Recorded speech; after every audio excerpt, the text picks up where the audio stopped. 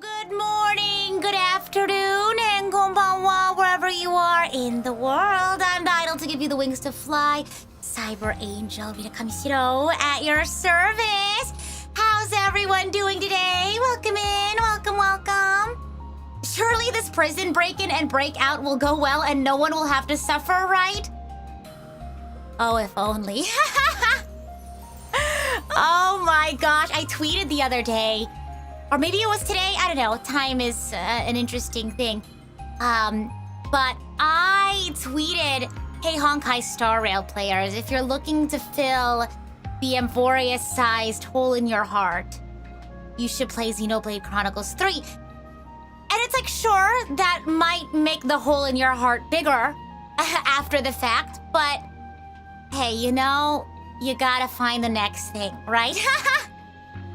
Oh my gosh, you're doing greater than ever! Happy to hear that. Oh, I have some good news for you all, and if you all want to share your own good news in the chat as well, by all means, please do. My new headphones came in, so thank you again to the gifter on my throne. I don't have to...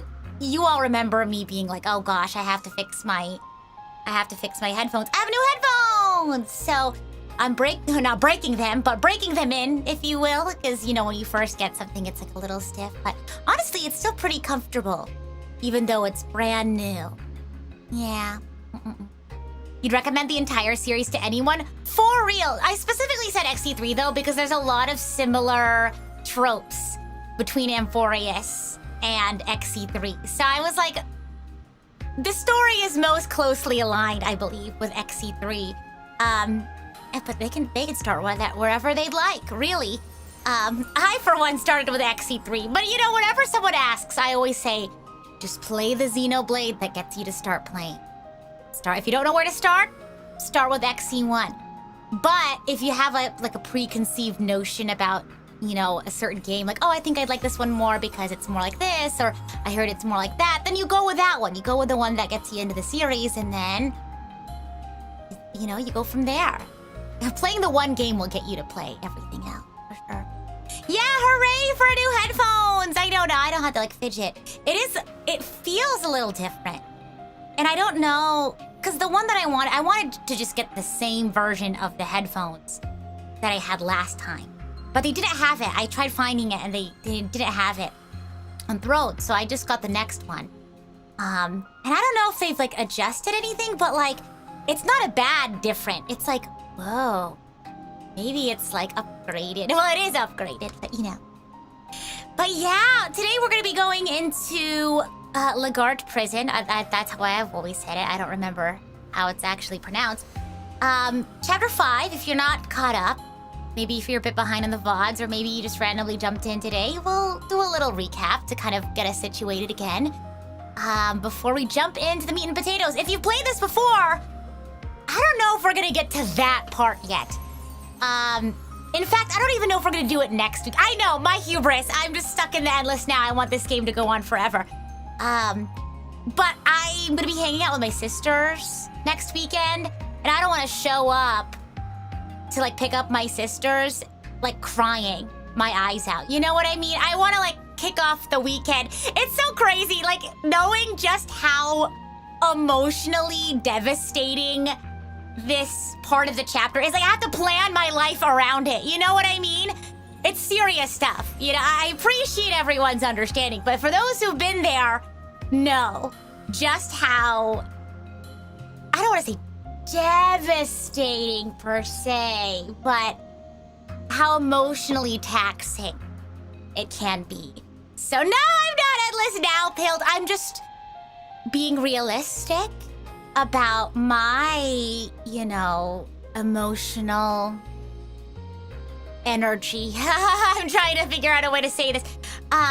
So yeah, I'm planning my life around this very monumental event that is finishing chapter 5, going into chapter 6, because it's also long. I don't want to be like late picking up my sister. So if we get to like right before where I think we are, oh, we might get locked out from doing other quests.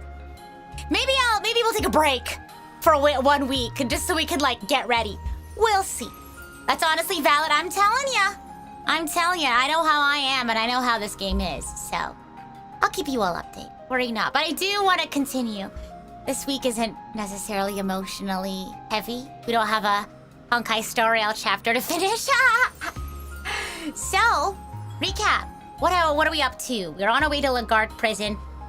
For those who are new here, in the world of Xenoblade Chronicles 3, basically the group of 6 here, plus our hero on the right. You can change out your hero.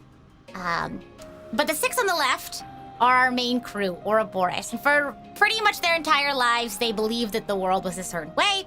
And at the beginning of the game, they found out that's not the case. They were told to visit some place called the city for more answers. And at the beginning of this chapter that we're in right now, chapter 5, they arrived at the city. And yeah, they sure did get lots of answers. And honestly, probably even more questions. They found out about how the world really is supposed to work.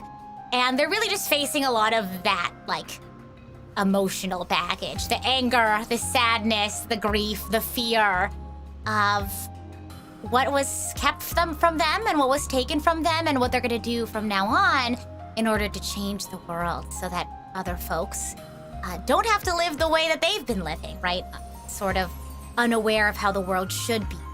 All of their friends are stuck in this life where they have to fight to live and live to fight. So they're trying to do what they can to build a world where their friends don't have to do that anymore.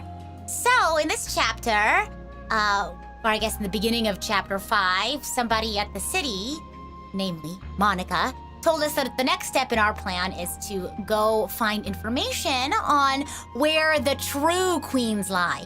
In this world, 2 queens sort of reign over the 2 different nations. But the queens that we've all known thus far are fake. They're not real. They're like robots. Mins? Question mark. And they were like, or I guess Monica, I guess everyone is on the plan. Monica was telling us that we have to go talk to a Gondor to get the information on where the queens are.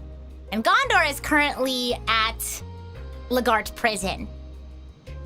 So we gotta break in. We gotta break in and figure out how to get out. I don't think they told them how to do that. I think Monica was just like, you guys are smart. You can figure it out. So we know how to get in. We're gonna do that. And at some point, we gotta figure out how to get out. Yeah. We spent the last chapter sort of roaming the seas of Arithia. We got a boat to journey across the sea and get to Lagart, but I was like, I don't think I'm ready yet to start the journey to Lagart Prison. So we were just sort of seafaring and exploring, but now we're gonna get into it. We're gonna get into where we need to go. Oh, and some of my favorite cutscenes are in here as well, so please do look forward to that. I think that's pretty much it. I wonder, maybe we should get some housekeeping out of the way too. If you missed the pinned message, my original song that I wrote with the one and only Wonderigu is gonna be releasing on YouTube on the 22nd. That's in about a week. So please look forward to that. Anything else? Oh, speaking of Riku, tomorrow's stream is my talk show, The Media That Shapes Us, with the one and only Wonderigu, and we're gonna be talking about The Legend of Zelda. So please do tune in. It's gonna be a nice hour and change of us talking about The Legend of Zelda. So please look forward to that. Yeah. Oh yeah, Chatty sent the link for the early preview of Rise Again. Rise Again. That's all you get. Well, you also get the preview in the PV that Dylan Koo Studios released. So yeah, The Legend of Mio, honestly, right? That's what it feels like. You haven't gotten to my part in the Hoyo Fair yet? Ooh, I hope you look forward to it. I watched all of it on Crunchyroll, so every single song is fantastic, so I can't wait for you all to see it. Let's head to Lagart! I have some of my favorite missions here. Okay. We gotta go complete the Castle Beckett's. Gotta go back to the sea. Or we are on the sea. I need to go back on track, is what I meant to say. So our boat's here. Or honestly, I guess we could teleport somewhere and then teleport to the closest place and then get on the boat. You know what I mean?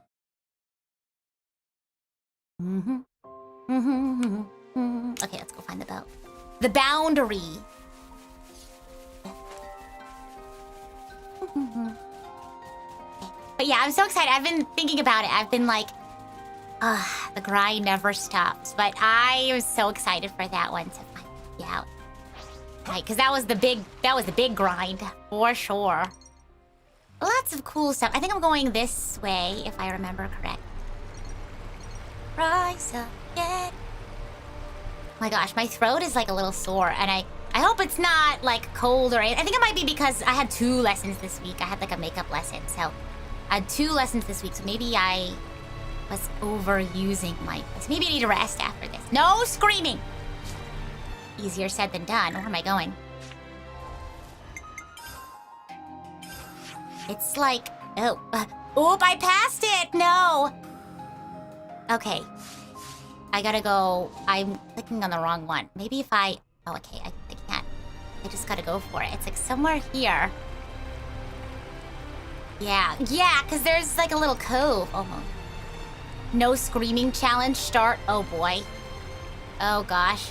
Well, at least it's not a no crying challenge. Otherwise, I'd fail that. There's like a... I wonder why I can't toggle to the standard quest. I wonder if I have to like activate it. Then it'll show up. Activate. There you go. Finally. Okay, how do I back up? Back up. Beep, beep, beep. No crying challenge start. No! We're gonna like...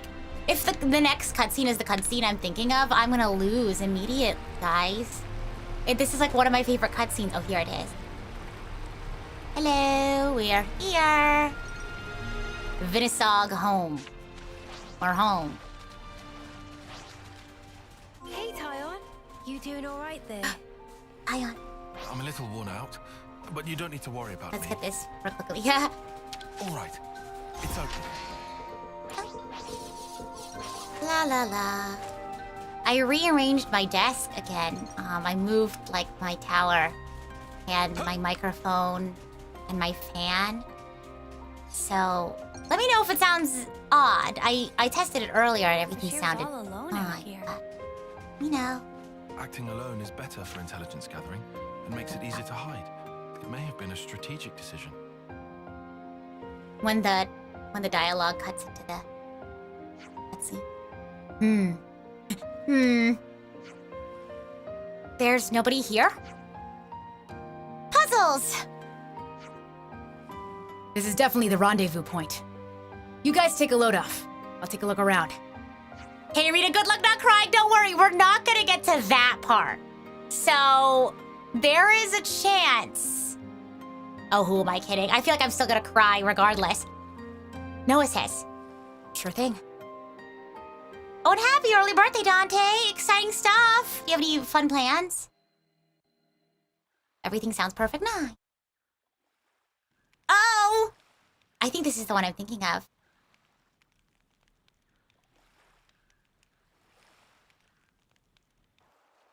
Oh, it is! Okay, everyone lock it up. Everyone lock it. It's gorgeous. I can hardly believe my eyes. Is this real? We don't wage many battles at sea, so makes sense the seas would be relatively untouched. Aha. When people do die at sea, it's usually due to their Phoronis sinking. They drown. It's hard to draw out their life with a blade. This is when you locked Putting in. it Oh, that you're way, so real for I that. guess it's kinda obvious, huh? A little ironic that that's why it still looks so pristine. The other half of my reason, Oh, are we talking about that now? about why I'm here, yes. Right? Hmm. I told you there was a second half. Hmm? It's you, Mio. Me? What do you... You want to leave an impression on all of us and the world, don't you? I can only hazard a guess at what you'd want it to be. And even then, I'm not confident I'd guess right. Aww. But let me just say this. You've only got a little over a month left. We can't change that fact. It doesn't give you much time to leave your mark. Oh. If there were anything I could do to give you time, if it were in my power, I would. Oh! Not just me. Senna too. And Noah. We all think that way. My gosh. Ah! Mia? Sparks. You're making me tear up here, man. Oh, sorry. That wasn't my intention. No, thank you. Nimue's doing. Huh? Oh! You were even being nice to Uni. Stuff like that. Oh. Oh, really? I'd never even thought about it. Aw. Let's give thanks if we ever see one of those trees of hers. A Sophronia? Right. I think that's a great idea.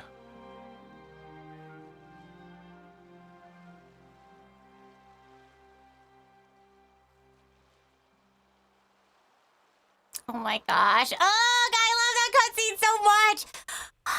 Oh my gosh. Pause. Pause my emotions. That's one of my favorite cutscenes in the game. Because I mentioned this before, I love how this game doesn't just focus on like the interlink relationships. Because like they could have easily just had it just be like focused on that sort of like, because it is a very significant connection. It's a very significant relationship. But I love how they emphasize their friendship as well. And of course, being the Taion enjoyer that I am, I also really enjoyed, I don't know, just this moment of friendship, because I think a lot of people, and I guess, you know, people think of Taion and what he was like in the beginning, and they sort of envision that as his sort of like character, but not just a little bit in the beginning. Well, I think he's always kind of been an emotional person, but I think over the course of the game, he's able to open up and really be emotional with people. And I specifically like this scene too, because I don't know, it's very like, the way that he comforts her is just so like, and I think you can see this in the scene with Uni, where he comforts her as well. It's not very like, okay, well, this is the reality of it. Here's a solution, like, you know, because I get that being, you know, the thought of like, the reason why this person is upset is because problem. So let's find a solution, right? That comes from, you know, a feeling of, I want to fix this. I don't want you to be in this situation. So like, let's fix it, right? That's sort of like what you would think, right? That's a very reasonable understanding. But for a lot of people, just focusing on a solution, and oftentimes the solution can't be come to, I guess, in the immediate sort of like moment, if you will. For a lot of people, being able to be understood in the moment and sort of validated, like, oh, what you're feeling is totally normal. What you're feeling isn't like crazy. You know what I mean? And I feel like I say things like it's people seek validation and you know, people might look at that and be like, why do you need to be validated? You know what I mean? Like, you should have that ability to understand, you know, that this is like the reality or this is the case. But the thing is like, as people, like, we're always, you know, getting feedback from the world around us. That's how we're socialized. That's how we learn to like live with one another. So to a degree, it's of course we're getting feedback from the people around us. And so, you know, at least me trying to empathize with me, because I feel like I also feel similarly to Mio in a lot of ways. You know, you kind of, you're carrying on to this anxiety, you're carrying on to this worry, and seeing other people kind of like seeing things just move on and move forward. Sometimes you feel like, am I the only one who's like worried about this? Like, am I bringing my friends down with this? You know what I mean? And a lot of that sort of like festers in your head. And so, you know, you talk to somebody or you validate those feelings. And what I really like about this is that Taion doesn't really like ask anything of her. You know what I mean? He's not like, tell me what's wrong. You know, he's not sort of like leaving it up to her to seek him or anybody else out to share her feelings, because it's very difficult to be the one who is in like emotional turmoil and like have the energy to be able to have that difficult conversation with someone. Not saying that you should bottle it up. You should if, you know, you're able to tell someone about it. But Tyon sort of approaches her with, you know, what he's noticed. And again, this is similar to the conversation he had with Uni. He approaches her with sort of how he sees things or how, you know, he perceives Mio. And it's, I don't know, it's just like, it's very comforting. It's very like, it's not like imposing at all, if that makes sense.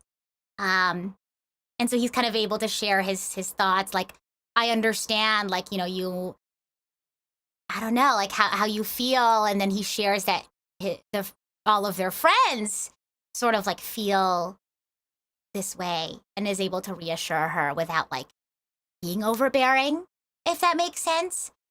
And so then Mio feels seen. She feels that this is a subject that they can broach. And then they talk about it. And the fact that like she was also able to bring in sort of like Tyon's experience with Nimue also shows that, you know, Mio also sees Tyon as well. Yeah. Mm-mm-mm. The fact that Tyon is paying attention to his friends and Uni is really sweet, so I totally get what you mean. Exactly. Half of talking is listening, and it feels good to be heard. For sure. And like, the thing is like judging from his like verbiage, you can kind of tell like he doesn't entirely understand like the depth of her feelings. Obviously, like he gets an idea, right? But he's not like interlinking with her. He doesn't really understand, but he's able to like, you know, for what it's worth, like this is what I feel, or like, you know, for what it's worth, if I could do anything, this is what I would do. And I'm not the only one who feels that way. It's really that idea of like, you're not alone, right? Because a lot of the times, especially in situations like this, you can't guarantee that things are going to be okay. You know what I mean? You can't guarantee an ending. And a lot of the times when we say things like, you know, it'll be fine, it'll be okay, it might seem dismissive, or the individual might be like, you don't know that. I don't feel any better because we don't know that. So rather than focusing on that, it's really comforting and reassuring that Tyon is like, what we do know, though, is that we're on your side, no matter what. You know, all of your friends that have your back sort of situation. So I thought that was really nice. And then again, he doesn't fully understand, right? He still approaches this conversation and you know, tries to have this heart-to-heart with Mio, which is sweet. Because I think he was like, I can't really fully understand what you're trying to say.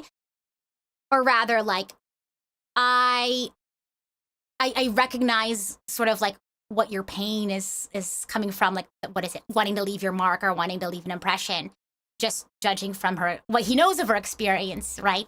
And from what things that she said. And he's like, I don't really fully understand, but from my understanding, you know, I can understand why you're upset. And I think that's beautiful. Exactly. Even if he can't totally relate, it's not that he can't relate. Well, he can't relate to her specific, you know, situation, right? But he's able to channel a similar experience and feel that with her. You know what I mean? Because I feel like a lot of the times when we try to offer comfort or reassurance, we give that sympathetic, like, oh, like, it must be so difficult. You know what I mean? And like that not saying that that's a bad phrasing. Let me make myself clear here. Sometimes when we comfort people, it almost feels like you're an outsider being like, oh man, it must suck to be in the position that you're in. That sucks. Sorry. You know what I mean? But being able to sort of like reach inside of yourself and find a similar feeling or a similar experience and understanding what that person feels and being able to sit with them in that discomfort in that moment is truly like, I don't know, groundbreaking, I guess, is from there. Just judging from my experience, because sometimes you can just, offer platitudes and things like that, but being able to really sit there and feel that discomfort with them is, again, it shows them that they're not alone, and it's. But again, the fact that he was able to have that conversation, even though he wasn't entirely sure, right? And we never can know what exactly the right thing to say is, right? And a lot of times that keeps us from saying something. The fact that he was able to approach her and, have that conversation. Yeah, it really shows how much they are for each other. Yeah. Continuing on. What did you miss? We literally just started this part of the chapter, so let's continue. I'll have to read. I just yapped a bunch. Let me drink some water. Jansen says, Everyone's here. Good. Is this the person that made it out of the prison camp then? Kisame.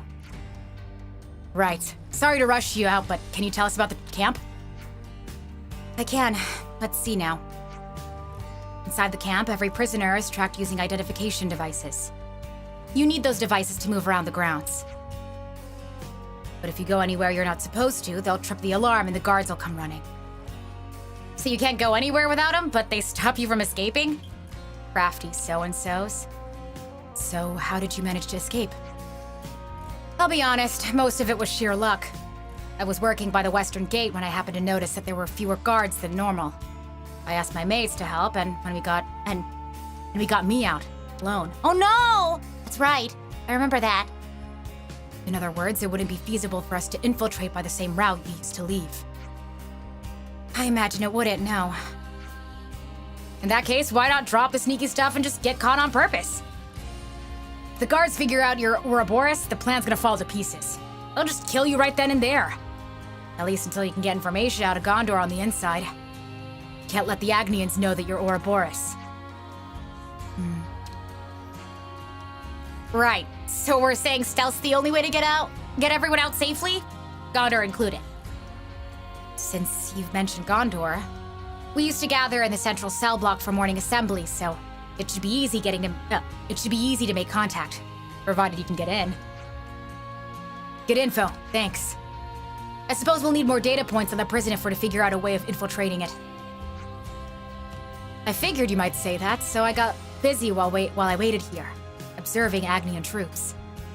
Seems to me you might have more luck getting information from them, seeing as how I only saw one part of the prison.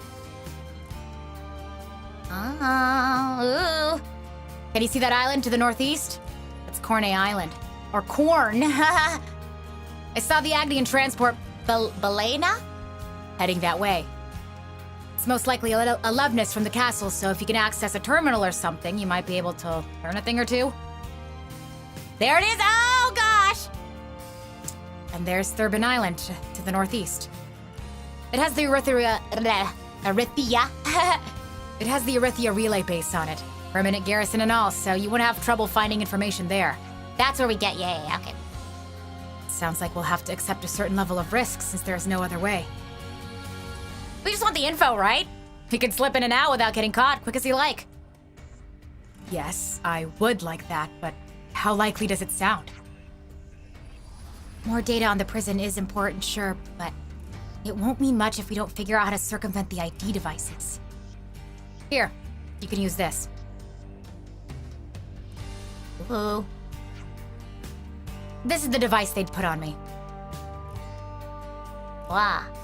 We gotta share the one. I'm just kidding. And these? These are the ones for my friends. Oh no!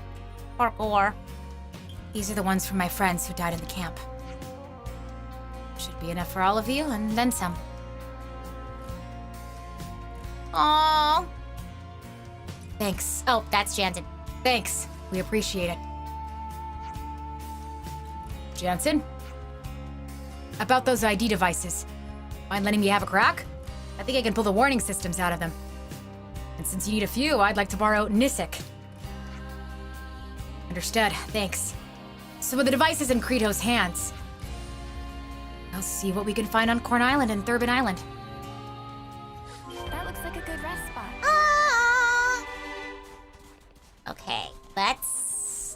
Go to So the that's the islands. state of affairs. Where is my... Oh, my ship's down here.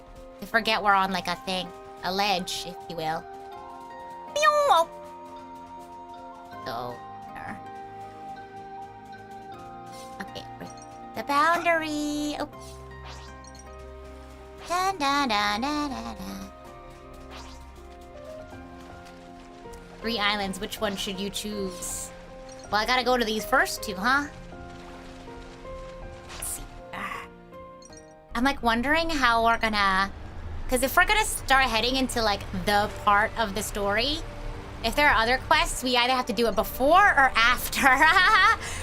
Honestly, it might end up being... I'm feeling like we take a week off of XC3, then we do the stuff, and then we do the other quests, like some Ascension quests and stuff.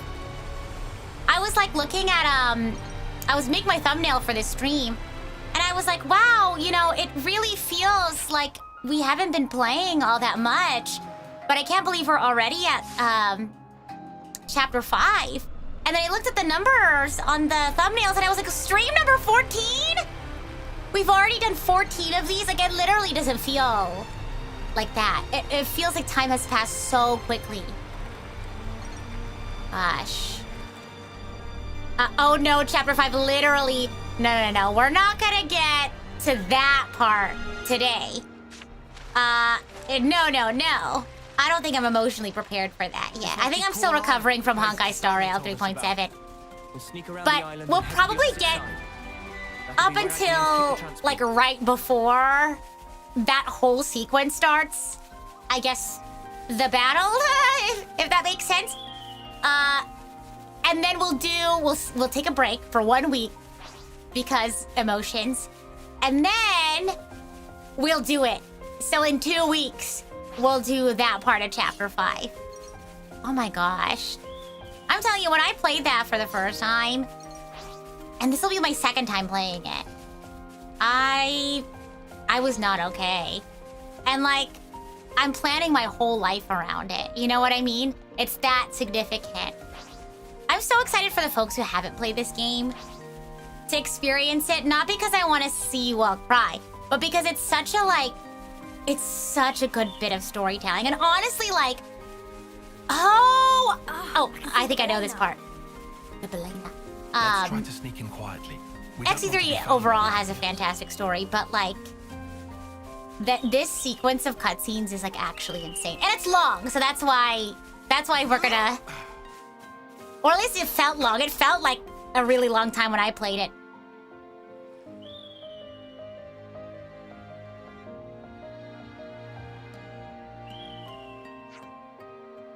Okay, now how do we get closer to the Belena? Balena. I said Balena. Uh-oh! Uh-oh. Queen's ruffles. He got found. I mean, we weren't being super sneaky. Wipe him out. Okay. Will I do a recap / crying stream after the big stuff? I will be crying in the stream. I'm the one I mean, we can talk about it. Do you think it should be like a separate stream? I figured we'd... Oh my god. No. But it's okay, we're stronger. We're so much stronger now. And we like... Okay. We can just focus a bit. Who am I locked on to? This guy? Okay, I am. Okay. No, this guy. How's the volume? When it comes to ranking chapters, I don't rank Xenoblade 1 because I don't like Instructor Team for X. I see. Hold on. I'm trying to wait for somebody to topple. I wanna... Okay. Welcome in, welcome. Hope you're healthy and doing well. I am both of those things. Yeah. Da-da-dum-dum. Someone want a break soon? Goodness.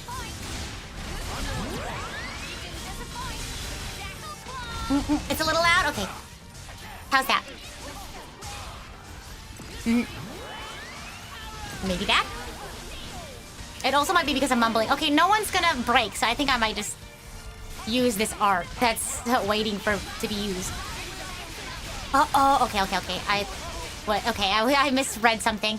I didn't realize I was looking at the interlink levels, and I saw 0. I was like, somebody's HP dropped to 0, but it was just their interlink level. Ooh, no, we don't need a chain attack, but Mio's not doing so hot. We need a... Can you... Okay, hold on. Okay, good. I need to check everyone's classes to see if I've unlocked more outfits. XP1 chapters were designed as breakpoints for gameplay, not narrative sections. That's fair, because, like, the sequence of cutscenes in XC3 for Chapter 5... Oh, no, I just used my topple. I didn't think anyone was gonna break. Here, I'm gonna taunt. Stop. Oh, no, Senna. It's okay, I got you. I'm gonna actually do my job and pull aggro. But yeah, like, I remember... Senna, no! I remember just, like, sitting there in the corner of my room at 3 in the morning, like, sobbing into, like... Oh my gosh, it was crazy. Sobbing into a bunch of tissues, had to get a new tissue box. Had to refill my water bottle. It was crazy, I was a mess. More enemies? Heck, end of the game. No more enemies. Good. Let's check inside the ship. I think some of us should stand guard outside. All right, I'll be the lookout. Me too! Ah! Senna! This is also good. Ouroboros does training as well, huh? Yeah. You're... Shania Reed. About your rescue mission. Gondor and I are friends from the crib. I don't know that word. Crib. Does it mean For you've real. known each other for a while? There's so much they I don't... guess you don't use that expression, huh? Why even use words? Feels like we're just talking at cross purposes. Sorry about that. Know what? Forget it.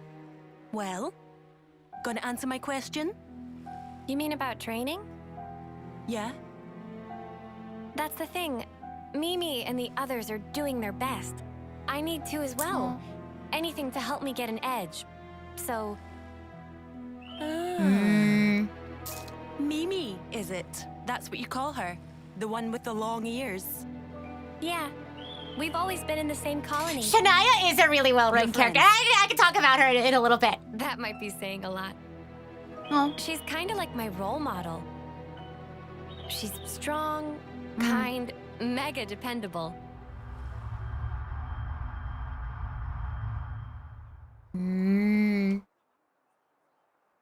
You're Senna, right? Huh? Oh, Sad girl meets angry girl for real. I'm Mio, third term. We haven't met before, have we? Oh, I'm sorry. Your name totally slipped my mind. But I don't think we've talked before. You know, I was just looking for a training partner. For the trial? Interesting, Senna gets his focus in Chapter I like 5. to Yeah! think I'm pretty quick I'll on my talk about feet, it. but I'm not really strong enough. Our captain said you would make a good addition, and that you're super strong. He's exaggerating. I'm totally average, totally. Wanna try? Team it up? With you? You sure? No! I'm a nobody. Sure, I'm sure. I'm literally asking you right now. It's your choice. Sure, I'm sure. Well, if you really don't mind, sure. Really? Golden? We're a team then. Thank you.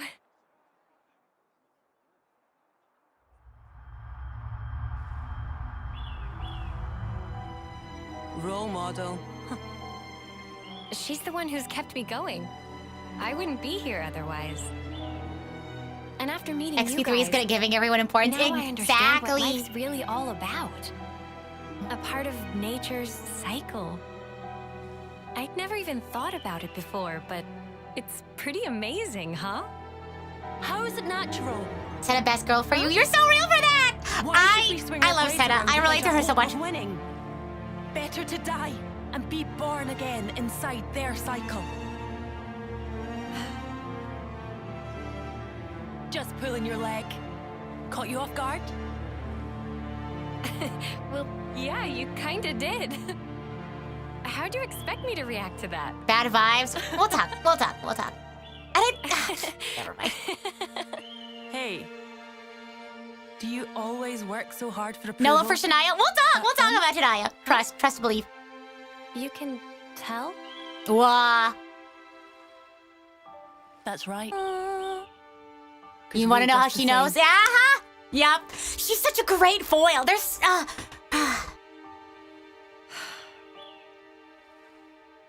So, okay, Archangels, you're gonna have to remind me when in the story this happens. Oh, does this scene continue? Oh. Oh, okay, gotcha.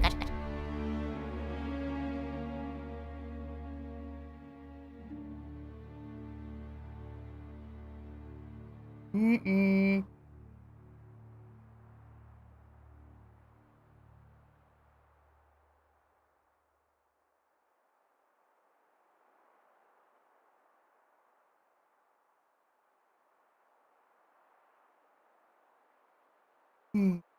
Come on now.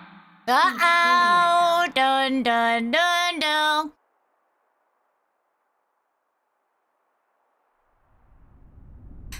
Now,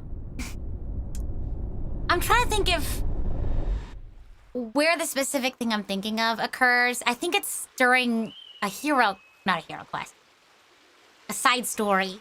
But I don't know when we pick that up or when that happens. So I'm like, do I talk about her now? We haven't even met the other character that acts as the foil to Mio in this situation. Or, okay. Because it's a pause. I don't know. I think the scene is ending soon. But Senna and Mio act as a really good foil to Shania and another character that we haven't met yet. So I'm wondering, maybe I'll save the conversation for later. But I guess what I want to say about Senna is like, why I really appreciate her and why I think she's like super relatable is that she's very like people pleaser. She puts a lot of her worth in like her abilities, or I guess in what she can do for other people, if that makes sense, like being strong, being helpful. Like when Mio was like, oh my gosh, you're strong, I want you to be on my team or whatever, you could tell that she was like, oh my gosh, like I have a purpose, I have a place or whatever, I can be productive, I can contribute. But I feel like, I don't know, I feel like seeing Senna kind of go through this and looking at her and be like, no, Senna, like your worth is so much more, your worth, you that worth already exists inside of you, if that makes sense. Like you're not just worth what you can contribute to the team. Does that make sense? Like, you know, I feel like she feels like if I'm strong, I have a place in this team. You know what I mean? Or like if I work hard enough, I'm like worth the space that I take up. You know what I mean? And I feel like a lot of people can really relate to that. We put a lot of importance and worth in our productivity. But seeing Senna sort of go through this, being able to like, you know, give her grace, I'm sort of able to be like, no, you know, your worth isn't in, you know, how much you're able to produce or how productive you are. You know what I mean? Yeah. And I feel like, I think it's fine to put a lot of like value in your strengths. Specifically in this case, it's Senna's like physical strength, right? But I think she puts too much emphasis on like other people's approval, if that makes sense. Because again, she wants to feel like she belongs. She wants to feel like she's earned her place, you know? What I'm thinking about is in chapter 6. Okay, yeah. You know, you're right. I'm thinking about it now. We can also talk about it later once we meet the other character in this foil, if that makes sense. But yeah, I feel like that's what I really related to the most in Senna's story. If that makes sense. Yeah, and it's going to be really interesting to see the difference between Senna and Shania. because they do have a lot of similar circumstances, but how they sort of think about it and what they do. And again, it's this awesome recurring theme in XC3 that like I'm trying to think of how to phrase this. We shouldn't feel ashamed for like how you feel. You may have like the initial feeling you have about something, maybe your circumstances or an event or whatever. What matters is what you do about it. You know what I mean? How you're able to like move on from it and sort of recontextualize it and adjust your mindset, if that makes sense. Like, there's another very important character in this game, very central to the main story, where they sort of look back and they're like, I could have very easily have been this person. You know what I mean? You know, what's stopping me from being that person? Or like maybe I have that possibility and that capability to be that bad person. You know what I mean? But it's the fact that, you know, he was able to grow from those circumstances, if that makes sense. And the fact that he has like a really strong support system is helpful in that regard. Okay, moving on. I'm gonna keep rambling if I don't.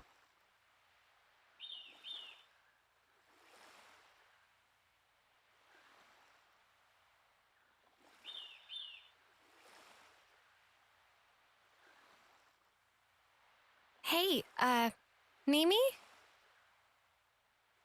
What's up? Speak to me.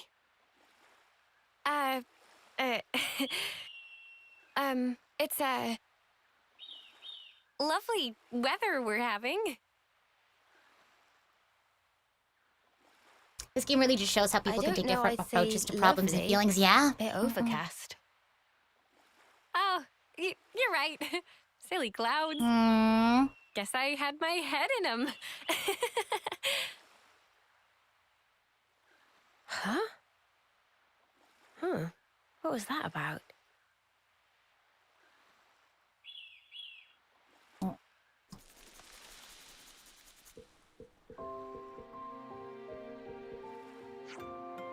Wow.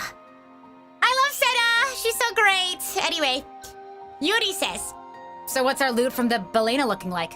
A survey sketch of the Agnes Castle? but what? But what is a barbican? Now we're talking. And yet, it doesn't enable us to build a plan on its own. If possible, I'd like us to gather further intelligence before acting. That's a good plan. Always with a caution, this guy. Me when the text doesn't finish, so I have to guess what's next. This time around, we'll need as much caution as we can muster, Uni. Sometimes I'm afraid to click A to let the text finish populating, because sometimes I'll accidentally skip it, but I'll try. We might be able to find more information at the Erythia Relay Base on Thurbin Island. That's right. Let's follow all the leads we have. Yeah! Okay, that's 1 out of 2. Take 5. You said before this is your second favorite cast in Xenoblade. Yes! I love this. I love this ensemble so much. There's just so much, like, I don't know, intertwinedness. I don't even know if that's a word. Shania's joke felt like it came from the heart for real, because she even said, like, we're very similar. And a lot of things that she was talking about come from her own experience. I'm so excited. I'm so excited to talk more as we introduce that other character. But yeah, I guess we can keep talking about Senna though, because I don't know. I love Senna. I feel like it's not.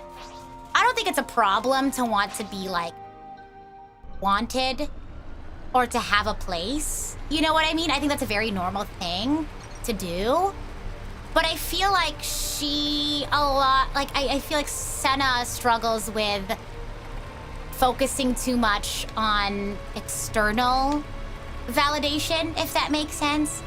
Which I get, you know what I mean? It's like, oh, I have to, you know, I gotta be productive or I gotta do something so I can feel like I'm contributing, you know what I mean? But I feel like, oh, perfect. We'll just disembark here. But I don't know. It's like, I don't know. Yeah. Uncharted territory always puts me on edge. We'll find a Rithia relay base here, right? Oh, wait, Security's but, tight. there's an off It'd be a scene bad idea thing to approach there. from the front. Which Xenoblade class is your favorite out of the games now that you've played? Okay, again, I'm probably biased, but I don't care. But XC3 has my favorite cast. Second favorite cast, 2. Next favorite, ooh, this might be a recency bias thing, but maybe X and then 1. You itching to get wrecked? Oh my gosh, wow, so much for subtlety. We're just gonna end up fighting the entire camp at this point. I don't want to feel like she's enough, but others' validation will help if she doesn't believe it. Exactly! No, exactly! So that... I wanted to talk about this, but I didn't know if it was like too like out of left field, but it's like... It's the idea that like motivation and similar feelings really need to come from inside. Like, it's fine to want to like have validate, like to ask your friends for like feedback or whatever. Like, hey, like, you know, what do you guys think of this or whatever, right? Because that's how we like learn and grow. We get feedback from people and like the world around us, right? So obviously to a degree, it's fine to like, you know, want validation or want feedback on how you're doing or what you're like. But at the end of the day, like motivation and similar things need to be like intrinsic. You know what I mean? I think people who are driven to do things from external motivations often like tend to get burnt out because eventually you're like, why am I doing this? You know what I mean? Like, I don't feel fulfilled, you know, doing what I'm doing because I'm only motivated by, you know, wanting to impress somebody. You know what I mean? Or like wanting to look like I'm like a big contributor or whatever.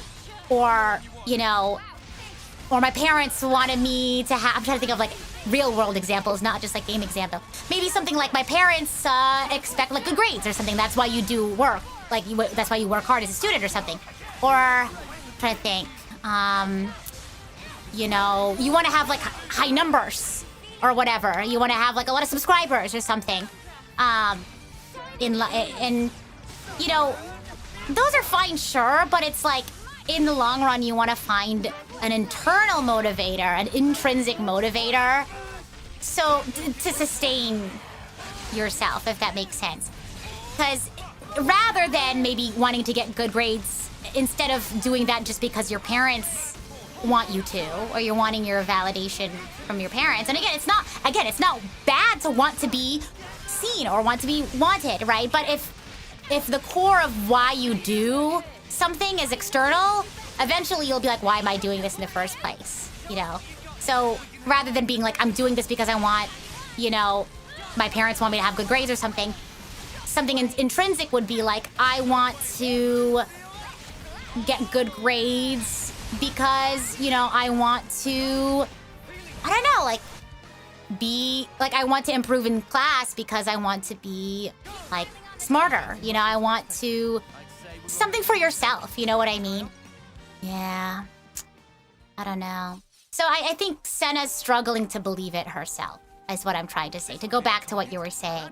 Like, it's fine to want that validation. It's fine to want to, like, you know, externalize it and, like, talk to your friends and things like about that. But it's really not going to do anything until you believe it yourself, like you said. Yeah. No, I get that. Sorry, I'm like reading everything. And also trying to... Senna's always training because she's never strong, quote unquote, strong enough. She never... Oh, darn. Oh, darn. Me when I was yapping too much, so I didn't see where I was going. Oops. Oh, darn. Okay, I do need to find... It's like a way around, right? Oh my gosh. Not having the map. Me just following Followball. Or, you know what I mean. But yeah, no, Senna, tear down these doors. So I guess we just gotta go around. I don't remember if I really don't remember anything from when I played this. I think there's like another port. Okay, well, I guess we gotta skedaddle. You know what, let's just go back to the ship. Oh gosh. Up, up, up. Well, we're leaving anyway, so it doesn't matter. She never talks about herself because it could annoy people. It's way too relatable. Yeah! Yeah, I get that. But it's like the right people will, you know, will think you're enough or that you're not too much. You know what I mean? Yeah. Mm-mm-mm. And it's hard to believe that when like you find yourself like in the wrong space or around people who, you know, don't have that energy. I don't know, my brain is not working right now. But it's like, and so sometimes that can like train your brain to think like, oh, I need to be quiet or I need to not do that because this is the sort of like reaction I'll get. And it's hard to sort of like unlearn that. So I get that. I get it. It's kind of like moving your own goalpost. It sounds weird, but sometimes we struggle to accept we've won. Real! Yeah. Okay, I think I have to like go around. Sorry, like controlling the boat and also reading the chat can be a little confusing. Okay, I think I'm caught up. Just gotta roll with the right crowd. Exactly! And like, to kind of like add nuance to this conversation. Oh gosh, oh no, nuance. The world isn't gonna bend to your every will. That's just how the world is. Them's the breaks. You shouldn't expect every space to cater to you perfectly. You know what I mean? And, you know, like for example, like I can't yap about like everything just because I want to at work or something. You know what I mean? You know, there's a time and place for these things. And you know, we learn how to, okay, I'm confuzzled. So maybe there's like a... Change of plans. Maybe I don't remember what they said. Okay, I'm gonna... me going back and forth. What was I saying? The world isn't built for you perfectly. There's always gonna be a space where it's like... For the most part, I guess, you'll always be sort of like adjusting to the environment and things like that to a degree, right?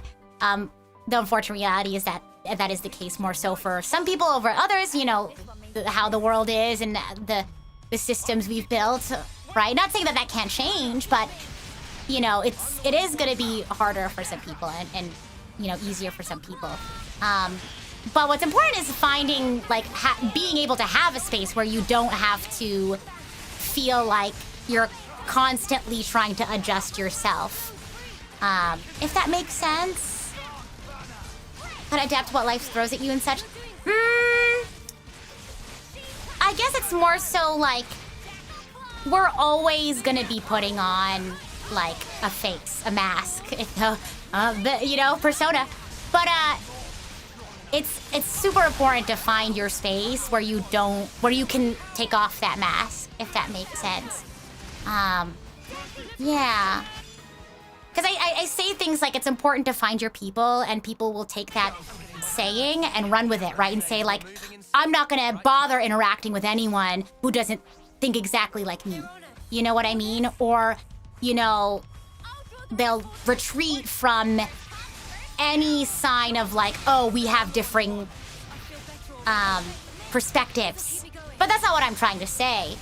You know, it's important that we have those sort of like confrontations, but it's important that we interact with people who are like us or who have different experiences from us. But it's also important to have, be able to have a retreat where you can be vulnerable and be open in a space that's not judgmental, right? So having like a support system, like family. Well, for some, you know, again, for some, it's like maybe it's not their family, but oh, over there, we gotta climb. We gotta fall down and then climb. You see that? I see it now. Yeah. Yep. You see that? There's a ladder there. So we're gonna... Ooh. Oh, shallow. Okay. It is. You should probably stop talking for the newbies. Yeah, maybe. I don't think we've spoiled anything, really, but yeah, if you want to be careful, I think that's a good thing. I would agree. Sometimes the world will always be a different place, and it might be for you to hold. It always goes down to carve your own path and struggles along the way. Yeah, for sure. I don't know, but it's a delicate balance of like being able to find where's my follow ball. Oh wait, nope, that's the wrong button. That's not the right shortcut. There it is. Whoa! You know what? We might as well since we're here. Gives me more time to yap. I don't know. It's a delicate balance between like, you know, you should definitely like try to find your people. You know what I mean? Try to have a system, a support system where you can be more vulnerable and, you know, not have to mask to whatever degree, right? But also it's important to understand that like the world can't be perfect like that for anyone. And so there is always going to be a degree of having to make adjustments because community comes with like the cost of community is convenience is the saying that people have. Yeah. So, and that convenience is, you know, the fact that you have to adjust yourself, right? But that's what community is all about, right? It's like it's about that give and take. But yeah, because again, like I don't know what I was trying to say. We started talking about Star Wars, and I was like, wait, well, we were talking about Star Wars? Anyway, because you could very much just decide to retreat from that community, I guess, but you also lose out on the benefits, right? So it's like, yeah, you'll have the convenience of being able to be yourself unabashedly, right? Like you can say the things you want to say without, you know, stepping on any toes, sure. But again, you lose that convenience of community, of connection. And yeah, I don't know. The good old yap and grind. Mm-hmm. Indeed, indeed. Just glad that you all enjoy my yapping. How many of these acne clods are there? That's so real, though. I don't know when, like, the word yap became so popular. Maybe we really should have looked for a better route. No, we're level 76. It's fine. It's the route that I was able to pick and find while I was yapping. So don't worry about it. I think I actually honestly don't remember this. So maybe this is different from how I did it when I was playing the game the first time. But also, I don't think I was this strong the first time I played the game. So you frequently compare one of the core story themes of this game to Logan's Run. Logan's Run. What is Logan's Run? Though to be fair, you haven't read the book, only seen the film. Wait, what's Logan's Run? Tell me. I'm interested. When you hear Indeed, you think of Malos and Xemnas. Did I say Indeed? Do I sound like a JRPG villain? I know, I love hearing everyone else's thoughts too. Again, it's so eye-opening for me too, to see like everyone's perspective on it, you know?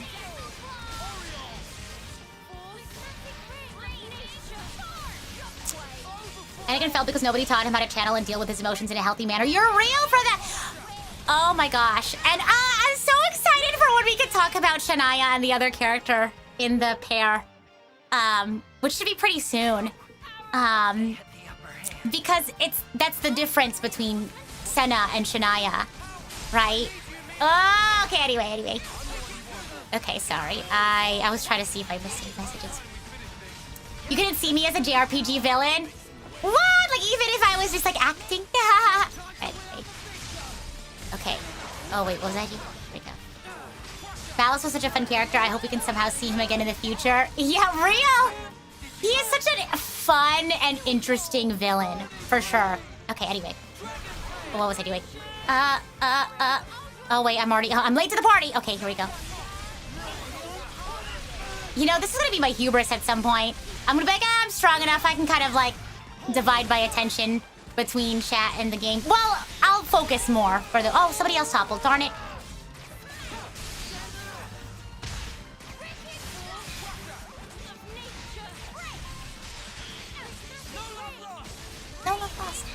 We don't need to go. We don't need a chain attack. It's okay.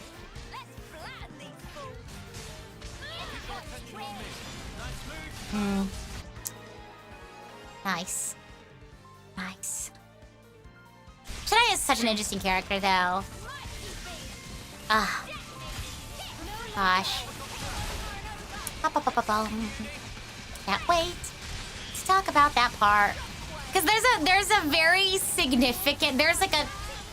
Oh, there's like two very insane monologues from Shania. And part of me wants to wait until then to have the conversation so we can fully understand the context. But I also, part of me wants to like start talking about it as soon as possible without giving spoilers, of course. So that like as we see it go down, you can kind of contextualize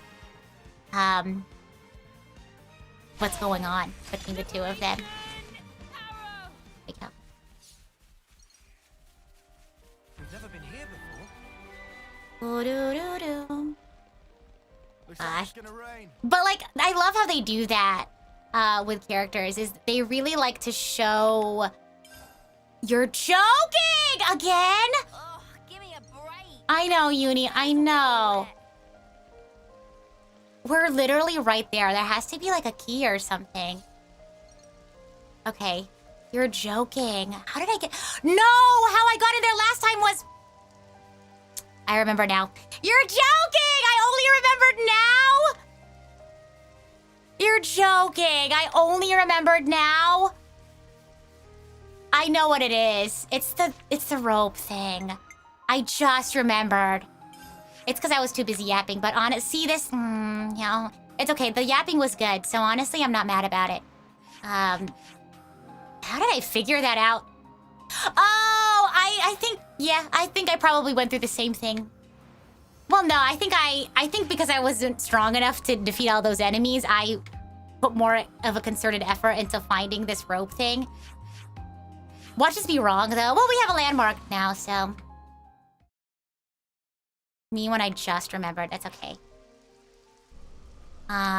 You know what? Maybe...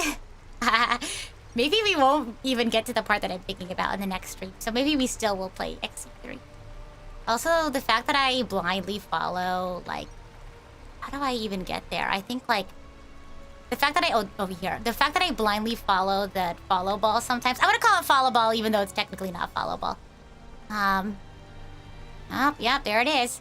There's another one over there. There it is. Silly goober that I am. There you go. Hey, get a load of this. Probably the case, yeah. Well, given how much I yap. That's why it's been 14 streams so far. Oh man. Thanks for stopping by. Gone and done it now. I know, if only Senna could just like tear the gates down with her super strength, right?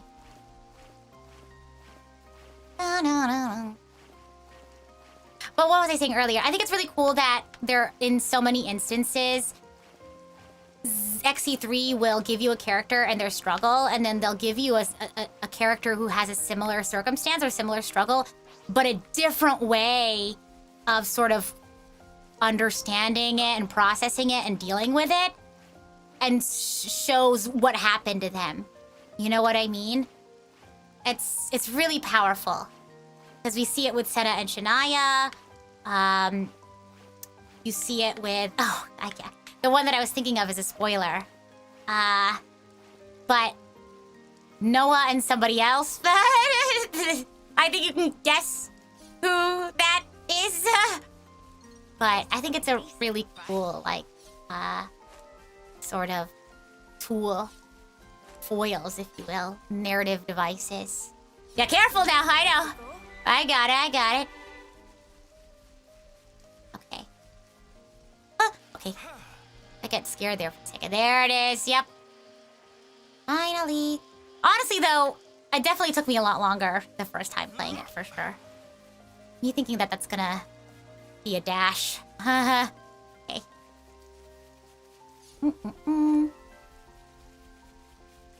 It's, like, sad. It's really sad, the situation. I think this is how it goes.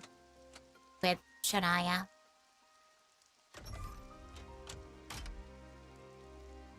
Cha-ching. Because it's like, obviously the things that she does. I'm actually gonna stop my sentence there. I'm gonna stop. I'm gonna let it happen. I'm gonna let it happen. I'm gonna let it happen. I'll let you all see it for a bit yourselves. So, enough said, I guess.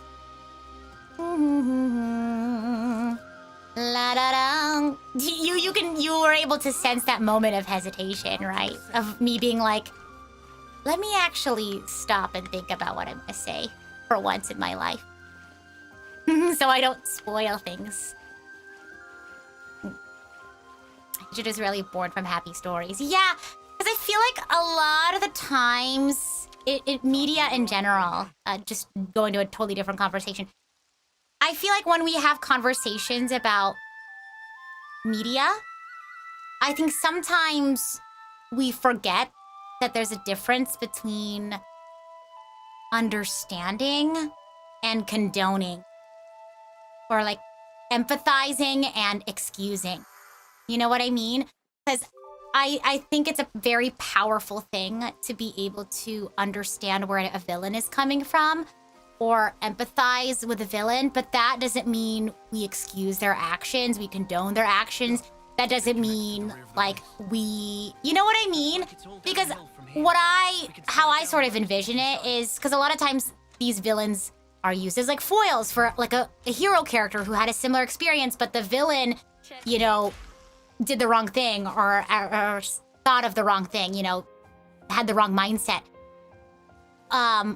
Or, you know, are part of cautionary tales, right? And so being able to understand where they're coming from and empathize with their feelings, we can sort of take that and be like, okay, what are similar, like, negative feelings that I have in my life? And, like, how can I prevent myself from becoming a villain, right? You know what I mean? Because it's like, if you look at a character like, if you look like two characters like Shania and Senna, or again, Noah and that other character I'm talking about, it's often like, oh, you know, how I could have very easily been that person, you know what I mean? Or like, am I still that person? You know what I mean?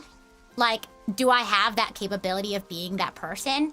And am I in the wrong place? I am. Goodness gracious. Me when I yap too much, honestly. Okay, here. I think we gotta keep going. I think we messed this up. Anyway. I don't know. I think it's just really valuable.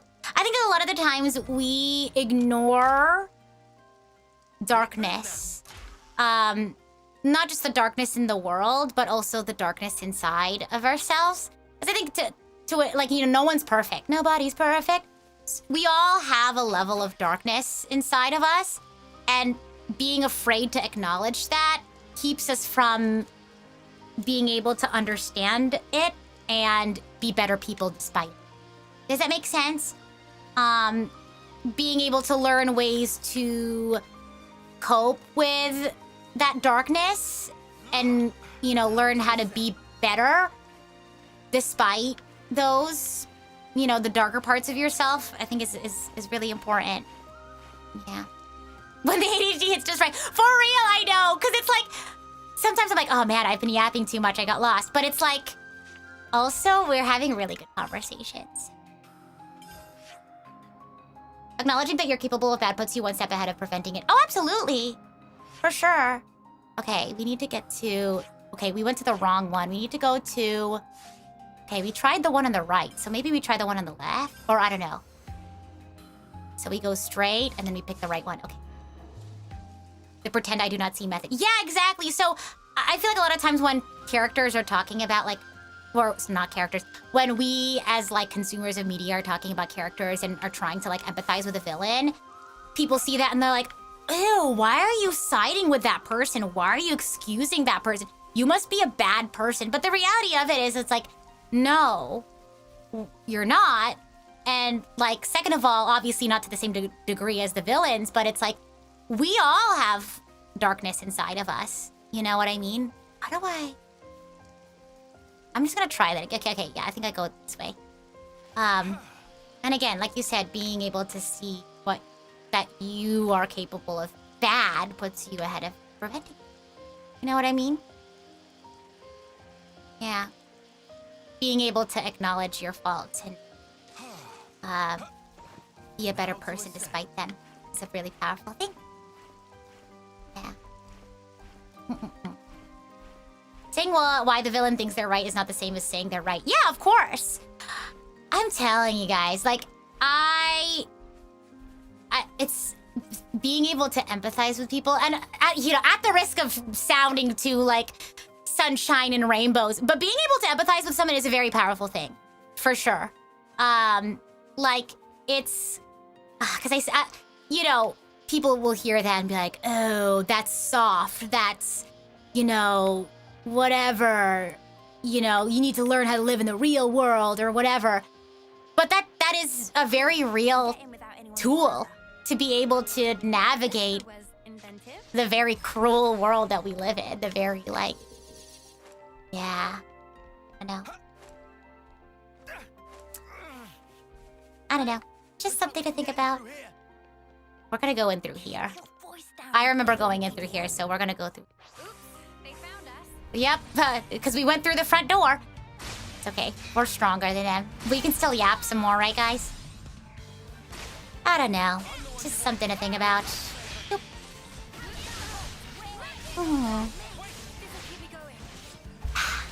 Dun, dun, dun. In the words of Adam Savage, I reject your reality and substitute my own. Oh my gosh. Goodness. There's always time to yap, of course. Unless I'm like crying my eyes out. Casually running in the front door like you own the place, for real. I know. You know what? Maybe we won't. Maybe we will play XE3 next week, but we won't get to that part. Obviously, because I want to yap some more. I think, because like what? We spent a few days here, no? So maybe we can spend like the first however many days, and then we can do the sort of like final bit of it to start off the next time. You know what I mean? It's nice having this sort of like foresight, so I can kind of like pace these out. Gosh. Oh, goodness. I love Xenoblade. I love video games. I was actually reading, you know that book that I've talked about this book quite a few times now. It's called The Psychology of Zelda. And so, yeah, I was reading more parts of it in anticipation for tomorrow's stream with Riku. So please tune in if you can. Because I've only gotten to read like a few chapters of it. Like I think I've read half. Honestly, more like 3/4 of it now. I kind of like read a bit by bit, you know, over time, or I'll go back and reread something that I thought was particularly interesting. But there's this idea that I was reading about, and I can talk a little bit about it tomorrow. I actually have the book here.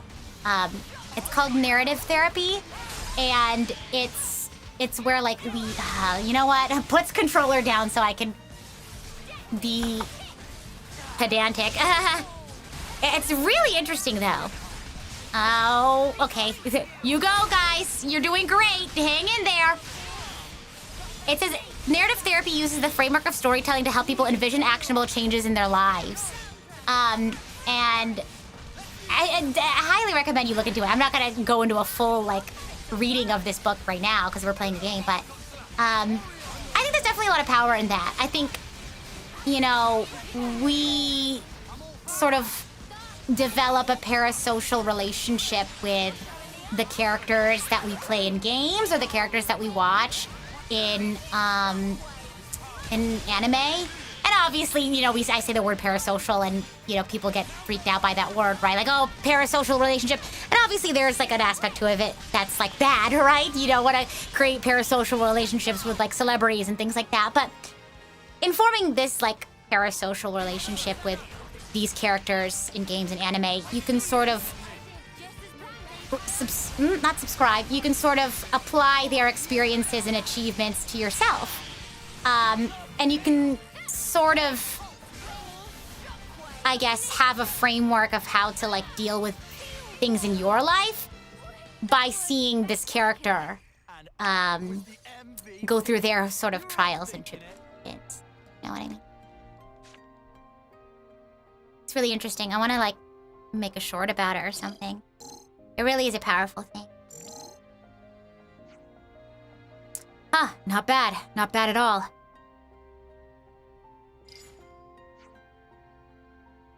I sent the data to your irises. Give it a look over for me. It's even freakier when it's applied to fictional characters just as much as with celebs or VTubers and such, to be honest. I think if it gets out of hand, you know, you see people who, like, kin characters and they believe that they are that person. So yeah, again, you know, adding nuance to things. Too much of something can be a bad thing, right?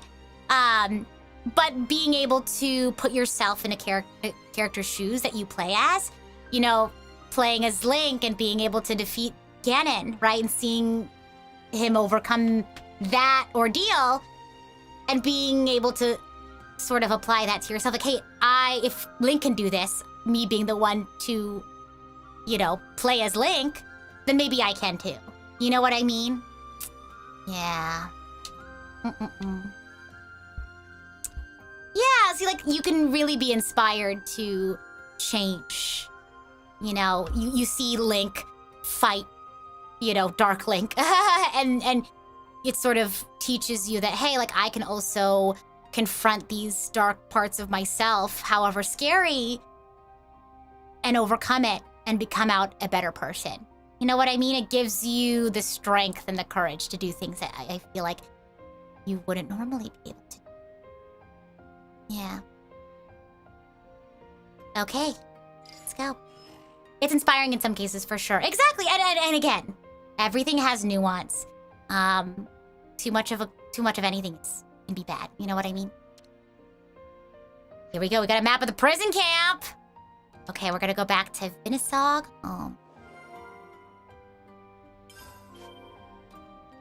But yeah, I mean, that's sort of the core of why that is the core of why I started the media that shapes us. I want to see how these games and anime and music had an effect on people. You know what I mean? I can't teleport here.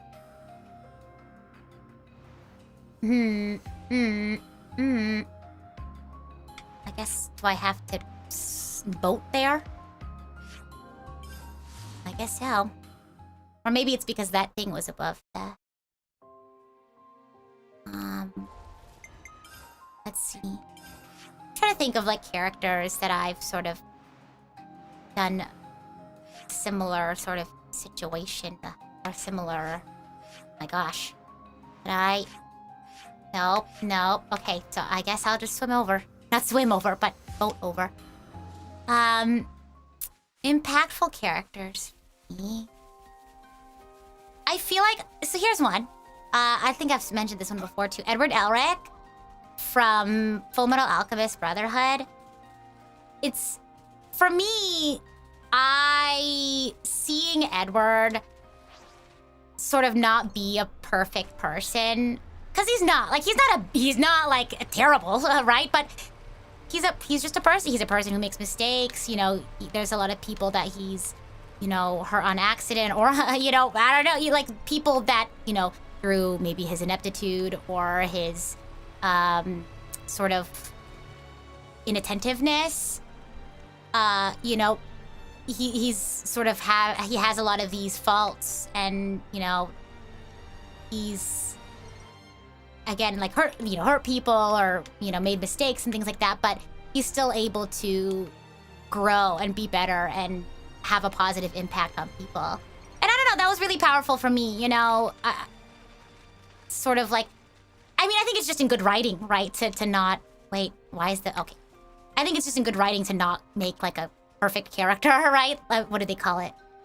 Like a, you know, a character that's perfect at everything. That's just good writing, right? But something about, like, Edward really hammered that idea home for me. And it sort of made me feel better about, like, as long as I'm doing the best that I can with what I have, and I'm learning from my mistakes, and I'm learning how to be better for the people that are around me, that's what matters. You know what I mean? What doesn't matter is that I do everything perfect, because we can't do anything perfect. What matters is that I try to be better, you know, and I do my best. Do people have to make so much noise? Why was I here? I was doing something. I need to talk to somebody. Do I need to hold on? Discuss. Okay, perfect. Do people have to make so much noise? Oh, cute! Alphonse is someone you relate to more as a younger brother. How do you relate to Alphonse? I'm curious. I'm so curious about your boy. Wanna keep it cool?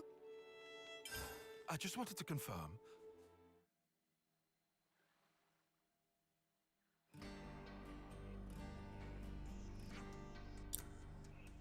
Okay, tell me what you know. Let me send you what Tyon and I got from analyzing the maps. First, about infiltrating the island itself. It appears that there are natural caverns directly underneath Agnes Castle. If we break through one of the walls, then climb the cliffs, we can avoid most of the guards' attention. Yeah, avoiding guards' attention. That's crazy, yeah. There should be even less chance of us getting caught if we do it under cover of darkness. Again, as I said, I'm a younger brother. I was wondering if you would elaborate on that. Is what I was asking. You often feel unheard. See, that's what I was sort of wondering. Yeah, for sure. I'm a middle child, so I have the sort of younger sibling and older sibling experience, so I totally get that. Let's see here. I seem to remember an inlet near... Huh? Hike? Hike's Cove? It could be a good place to wait for nightfall. Once we've ascended the cliffside, we can approach the camp from the back. Notice the air vents? I expect one of those is our way in. That's quite a drop. Indeed. There won't be any use for Exfiltration, the opposite of infiltration. Those ID devices are certainly going to be a help. Well, if they're not and you're spotted, you'll all be rounded up in seconds. So assuming we get into the prison, how exactly are we supposed to blend in? See how the vents also connect to the central cell block? It should be easy for you to mingle when the prisoners are all in one place for morning assembly. After that, Oh wait, I got the character voices mixed up. Oh well. After that, you can move about in the open, calm as you like. As long as you've got an ID device, they won't suspect a thing. Once you're inside, you should make contact with Gondor as soon as possible. I've prepared a few possible plans of action for when you're ready to leave the camp. You'll need to change plans if the situation demands. Everyone needs to play their part. If you can get out quietly, head for Petulia Bay. You'll rendezvous with Kisame. Hey, that rhymed. Top priority is breaking out Gondor. Blast the western gate off if you must. Let's do it. Well, it seems like we've got our plan in place. Riku, roger that. When preparation's ready, we take Boundary to Hike's Cove. Let's do it. Let's do it. Okay, let's go. Oh boy. Because I think... I'm not sure if we're like stuck in the camp once we get there. You know what I mean? I think there is a point where it's like go, go, go with the cutscenes. You know what I mean? But I'm sure I can plan this out how I want to plan it out. Yeah, let's go. I really need to find all of the landmarks and stuff so I can open up this map. I don't like having most of the map not seen, if that makes sense. There's a sense of, like, anxiety. But I mean, I guess that's part of the adventure, right? Okay, let's go.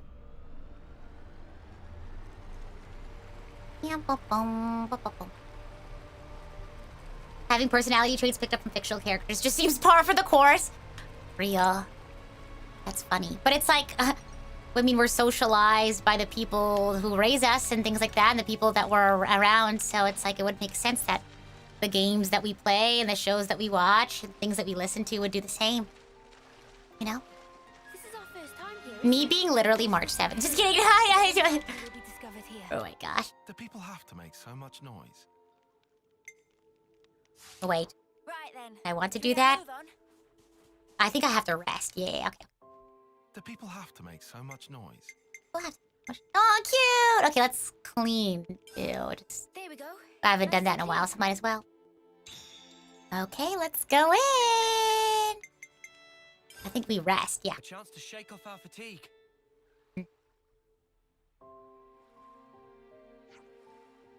We can leave at any time. I thought we were supposed to go at night, Riku. Let's get on with it then. Got my identification device on. Once we're inside the prison, we won't be able to come back out again for a while. Ah! We must be absolutely sure that we're ready for anything. Wait, I lied. Wait, I might have lied on the whatchamacallit? On the stream title. I don't know if I'm ready yet. Cause I kinda wanna do... Oh. Do we wanna start this? Cause here's the 2 plans that I'm thinking of. And I'm kinda still deciding on them. So let me say them out loud and then I'll decide.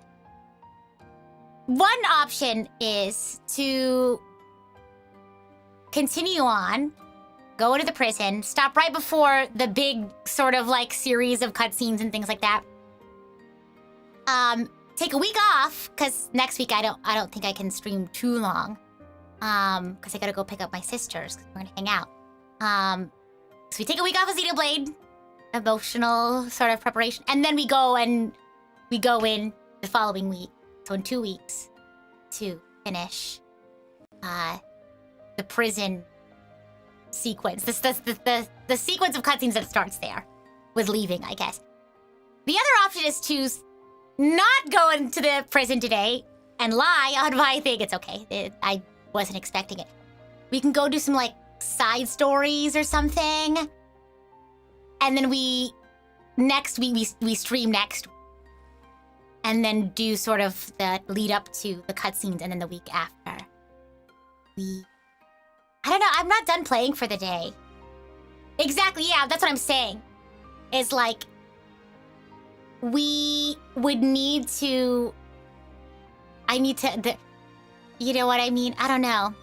We're not ending stream today. I want to play more Xenoblade. I'm just deciding, are there any available... Hold on, I want to see... Let me see what's available first. And then I'll decide if we want to start. No, I'm not ending yet. I'm just making a decision right now of what I want to do. So let me take a look at my quest. Because I wonder if any side stories are available. Because we already did unis. I guess we can, like, see. See. We're not ending stream today, so you're going until midnight? No.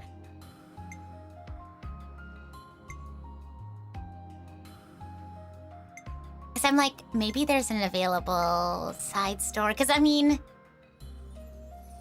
there's a section with, like, 10 minutes of uninterrupted cutscene.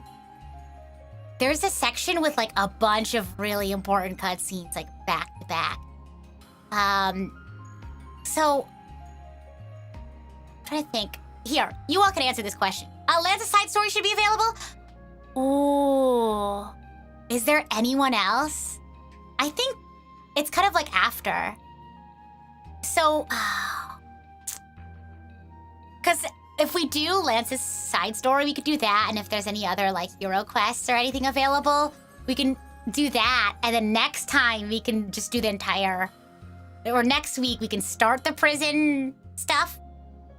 Honestly, I don't think it's pertinent that we get Lance's story now. You know what I mean?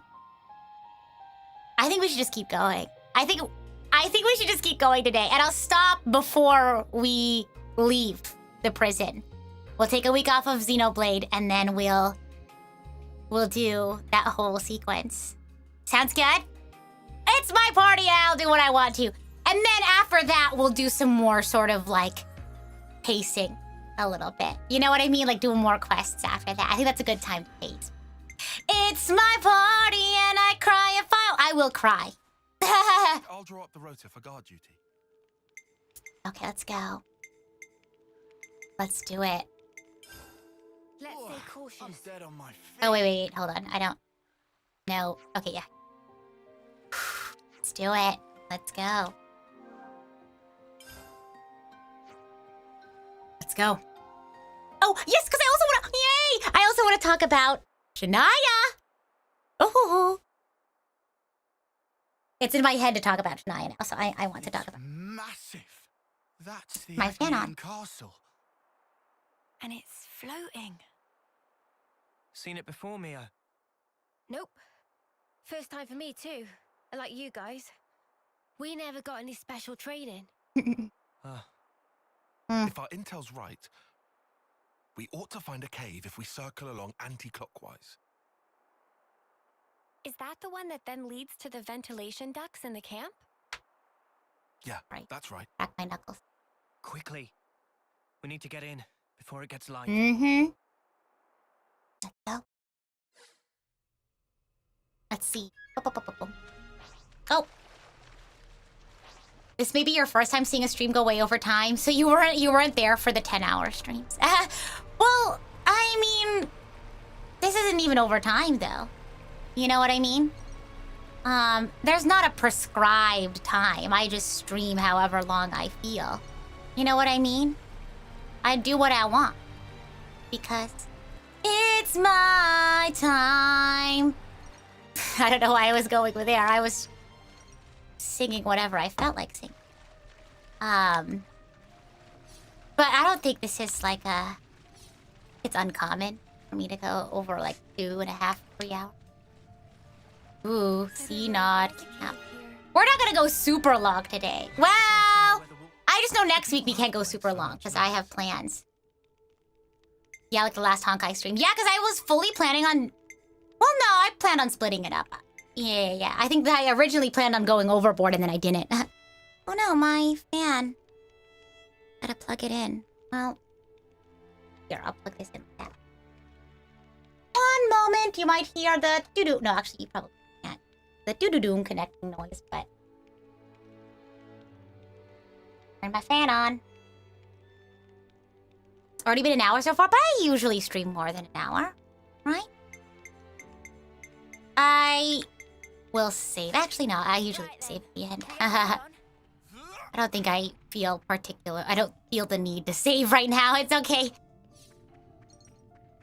I guess it wouldn't hurt, but I only have the one save spot. I've told myself that I'm gonna just have the one save spot.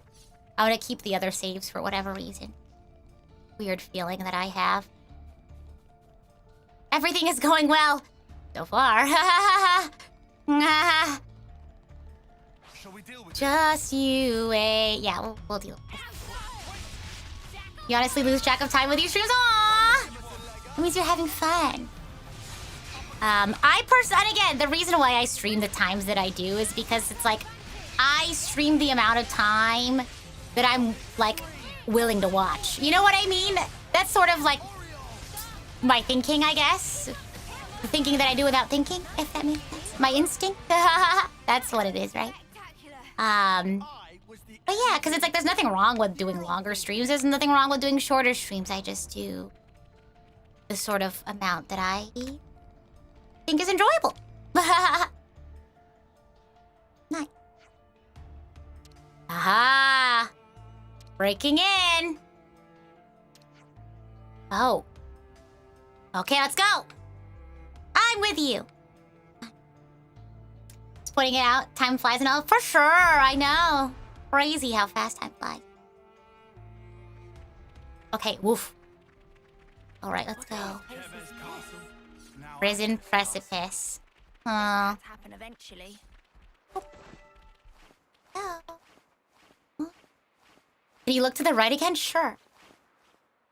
Whoa!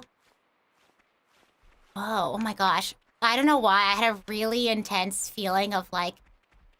You know that feeling you get when you're at the like edge of a... Oh, wow. Sorry, the edge of like a... Whatchamacallit? The edge of a ledge? That's how I was feeling just now. Tough. Precipice. Yeah. Precipice. Oh, it's like I could use the word kind of, but I don't think I could define it. Rise and shine. You hate heights, being near ledges is scary for real. You think it's called vertigo? I always thought vertigo was like a sickness, like a dizziness rather. I just feel like, I guess it is like a little nauseous. It's like, oh gosh, what? Ooh. I think that's your body telling you this is not a good thing, you know? Go. Oops. Oopsie. Go. Oh, we got some good cutscenes in here too. Excited. I'm excited to yap more. I wanted to at least get to those today. 'Cause yeah. Commit to the motion. We just gotta commit to the motion. Here we go. Nice. Teamwork. Oh, it's nice that it was those two because they also just had a nice conversation. Oops. Yep, there it is. On we go then. Uni's like, okay, well, there you go. Okay. Breaking in. So many characters were talking for real. All right, we're here. Infiltrated.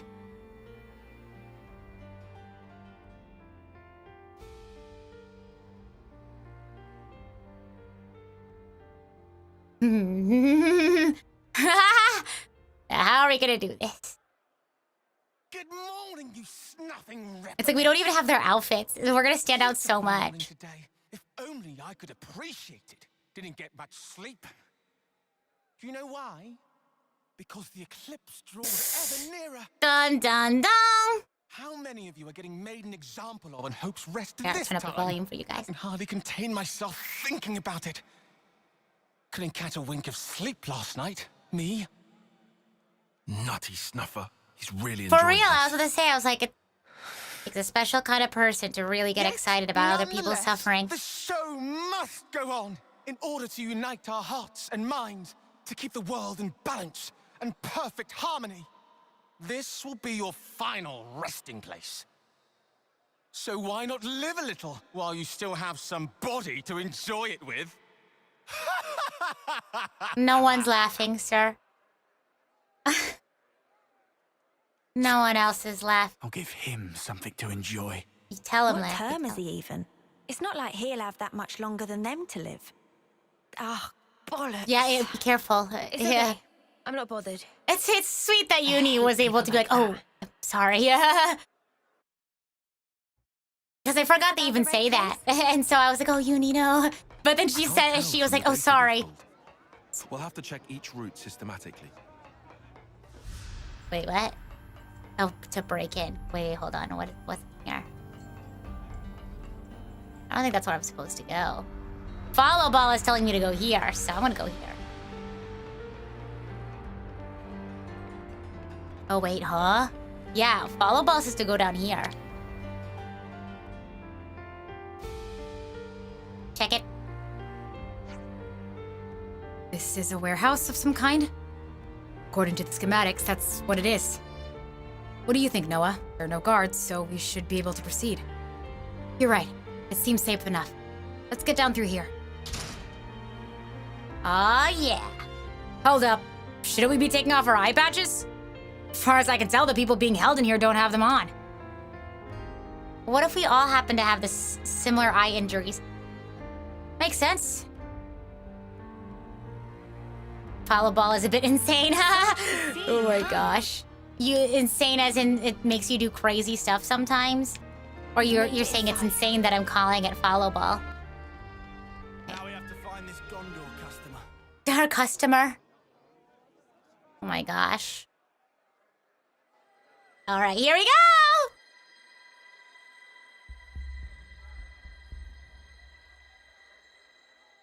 You think they'd provide prison fits? I wonder if this is prison fits or if it's just city outfits. You know what I mean? Man, these guards are so bad at their job if they didn't notice that they have like 6 extra characters.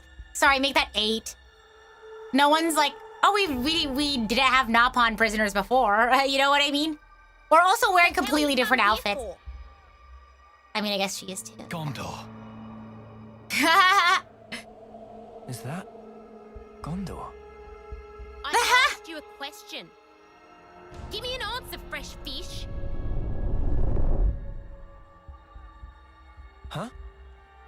Huh? Cut the crap. Any lights on in there, you dead brain? Hold on. Is Gondor Is Gondor a what? Finish your damn sentence. What? My name? You got a problem with it? It's her. Yeah, it's her. So she's Gondor. Bitch queen. Ah! I thought she was being funny. I see. Gondor has been introduced now, so the number of cursing is going to be exponentially increased. No, it wasn't. I didn't mean... Ah!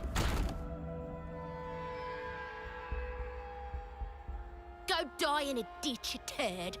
Yeah, she's a bit of a potty mouth. Never thought I'd hear someone tap you, sweary mouth. Don't you go copying her, Senna. Nah. Who is not this my sassy style. lost child for real? Oh, wow. Way to talk trash about one of your friends. Does she curse more than the end too? She curses a lot. So, You're talking about Gondor? Yeah. Think it was about why they're here? oh right, that. So, what's the That guy idea, definitely Fox? died. Gosh. Now she's playing nice? You're Gondor. What's it to you? Monica from the city. She told us about you.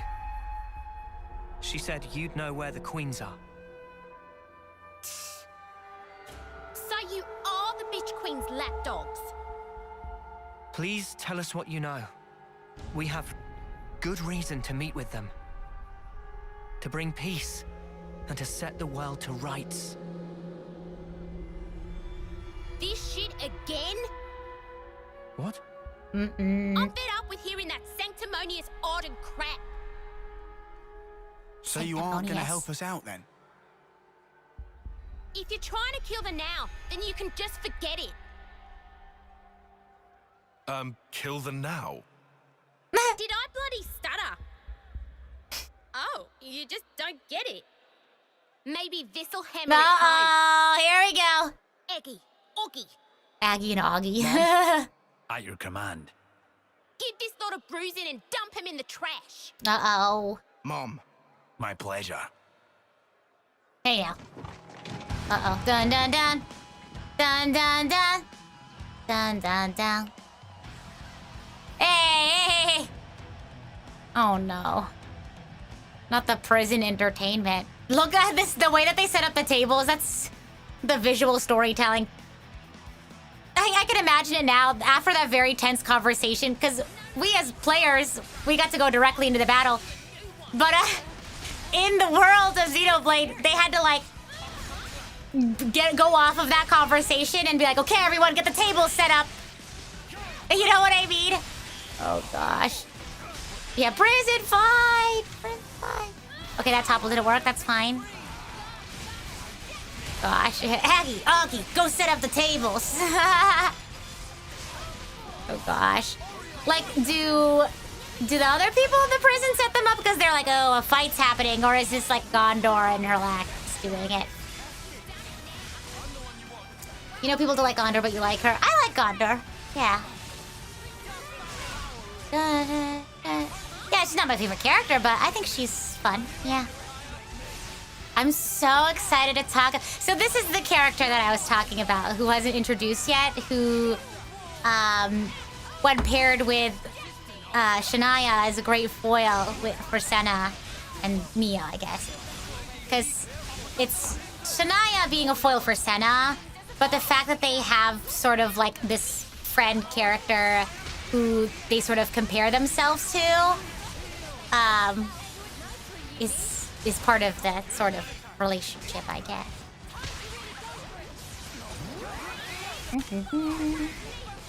Do-do-do. I don't know why I have Zelda music in my head. Do-do-do-do-do-do-do. Uh-oh. No.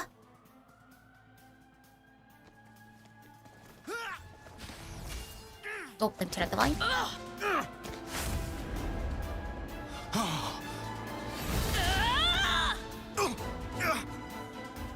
Whoa. I put all my love into that one for ya. You better appreciate it.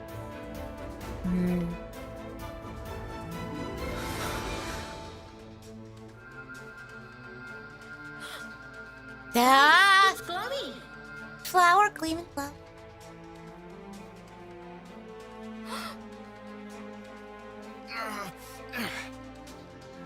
Careful. She packs a meaner punch than you think, Noah. Yeah. No jokes. Of course she does. She's a pro.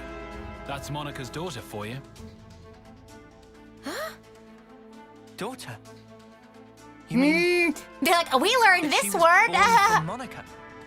Like that baby we saw. You're getting That's it. about the size of it. Plus, the head Ouroboros candidate. Shania in the back.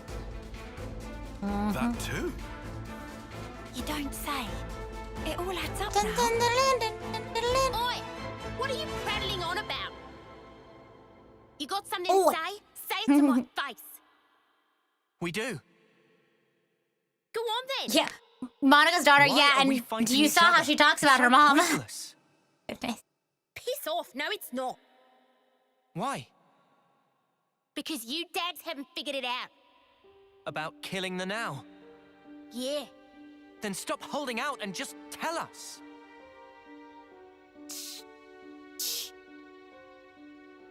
Set the world to rights, you said. Yeah, I did. Not sure if you're just being self-righteous, but take a look around. Think about how many lives it's cost. Running after that shit already.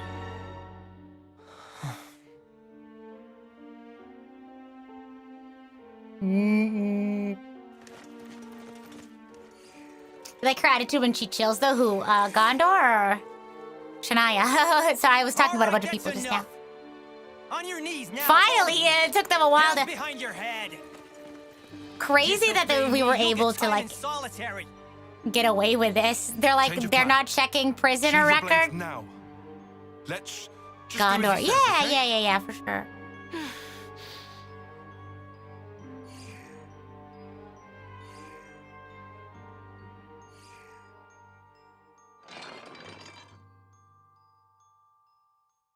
Aww.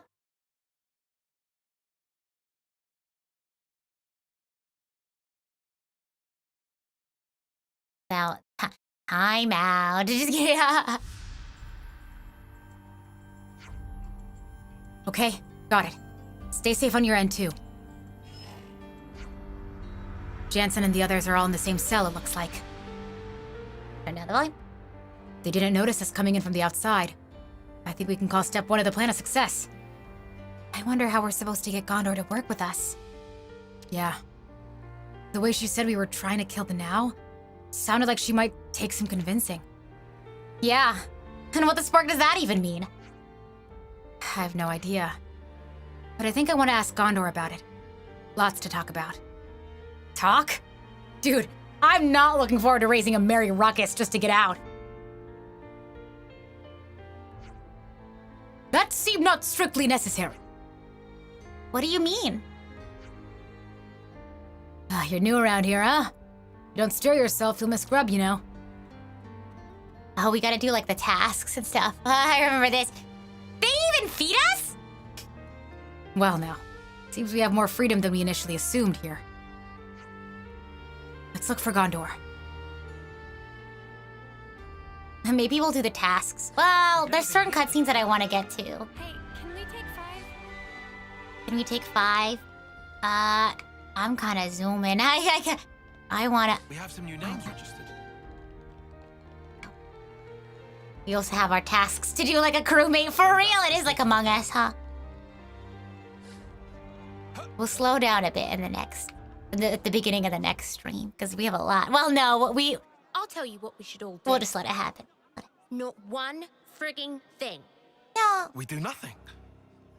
If we just stay put here, and the city folk keep a low profile, no one has to die for small nuts.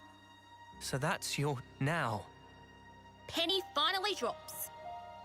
Aren't they going to execute you next month? So, it'll be 10 people if that. They've got over 1,000 locked up in here. It'll barely register. So, lives aren't statistics. Real. I'm saying if you stir shit Real. like what Bitch Queen wants, you'll have Jeez. 1,000 lives on your conscience. And also, you're gonna set the world to rights?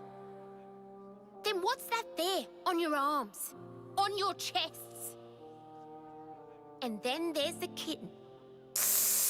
Low blow, Little more ouch. than a month left. You must be the most eager of the lot. That's enough. Wah. Oh! Shut up about the world already. That was so precious. You're only doing it for yourselves. You just fight out of self-pity. Flailing around thinking you can make a difference. When I see off lives, I do it with purpose. Real. Mia. Just one more day, one more minute. You've no idea how many lives we've sent. All the friends we had, wishing they'd had more time. Oh. That was each and every day for us. But it was all we could do. It was all we had to believe in. Day in, day out. You are an Offseer? And when we finally made it to the city, I realized there was a whole different world out there. They're so lucky. I really thought that. I was astounded. Just by extending our years, life could be so different. I even saw the beginning of a new life. That tiny little hand that was grasping mine. I can understand why you want to protect that. If that's the now you speak of, we'd never kill that. Still, that's why we're trying to protect it for you. To save our friends. To build a future that would make us free. Real. You've got about a month. That enough? For that? I don't know. My time might be up before our fight is truly over. Oh. There's probably not that much we can do. Mia. But I've got to try. I'll keep For real. trying while my flame still flickers. And after that,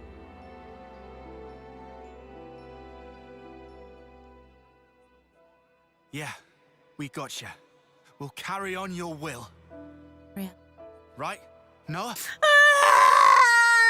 Of course. I don't really want to imagine that. But there's just no running away from it. All we can do is move forward. For real. We have to. I know! That day, Guernica entrusted us with this power.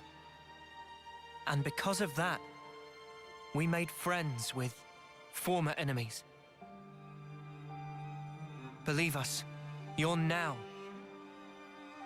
is safe with us, as is the future. So, that's your argument.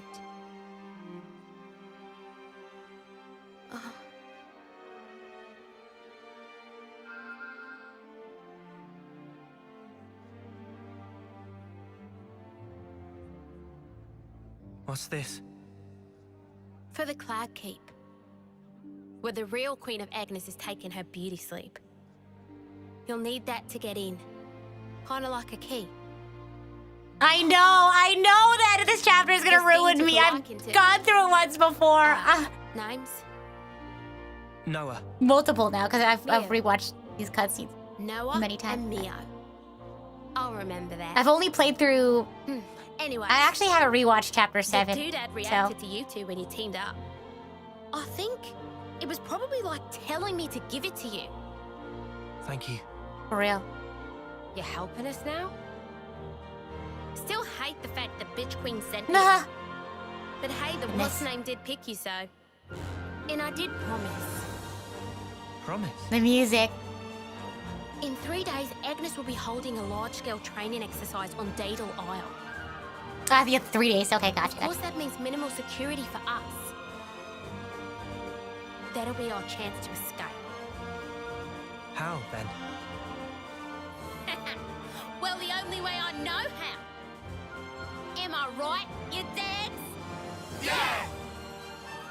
I've got a bad feeling about this. Yeah, the proverbial's gonna hit the fan. Them's the breaks. Take it or leave it. All right. In 3 days. Just do some prison things until then. Just do prison things. Why do... Oh, just try to keep in line, would ya? We don't want to draw attention.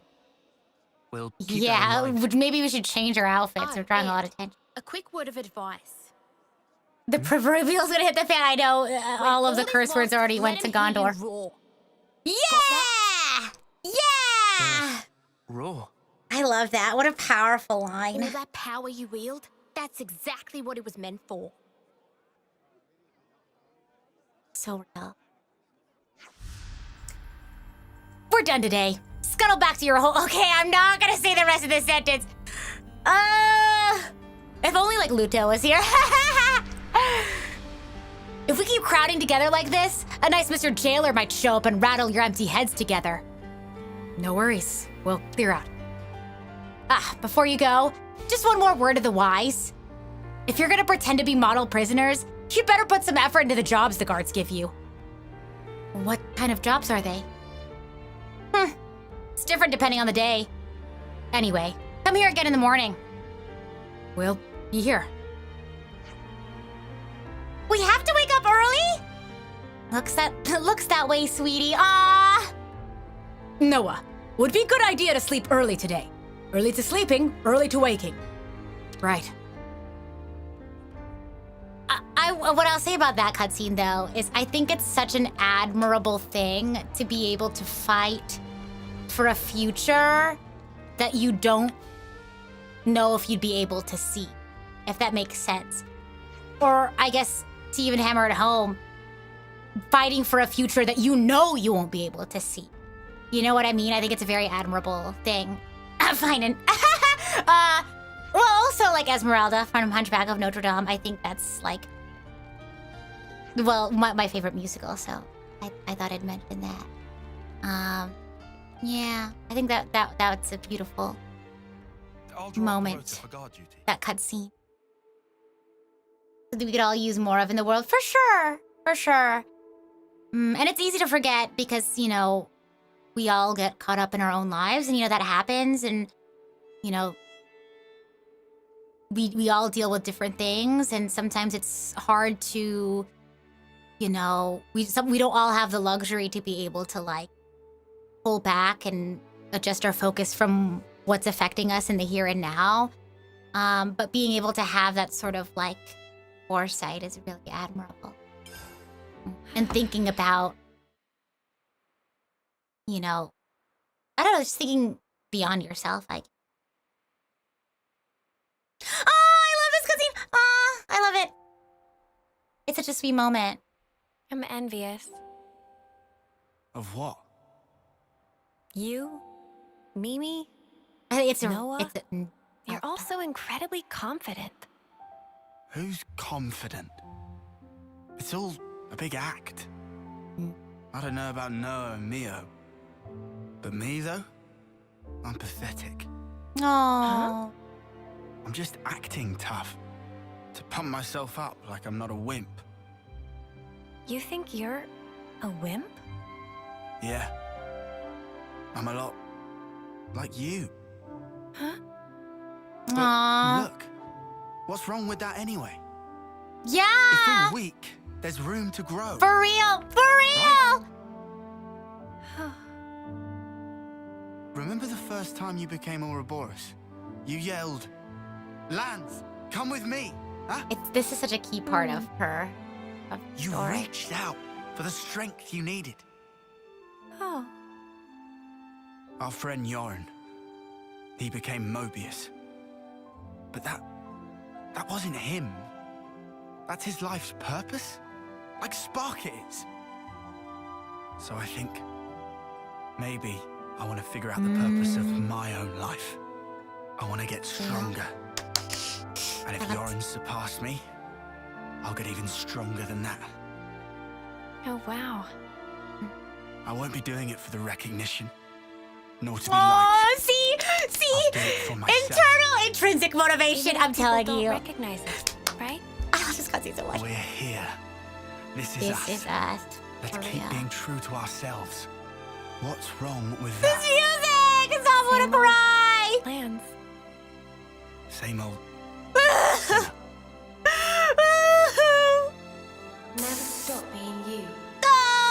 Ah! Recognizing your own purpose. Huh. This is such a key You mind part. if I pinch that mindset? What you talking about? Friends don't need to ask. I love that. Huh? Cute. This was such an important moment. Aww. Here's to us, the mighty weaklings. Yeah. Oh my gosh. Okay, I know you have a lot. I'm gonna pause after this. I think we go into a task though. Okay, pause! I love that cutscene because I feel like it also contrasts to that first scene when they were running from Keves Castle. If you remember that, where like Lance noticed something was off with Senna and she like says something like, oh, I wonder if I did a good job.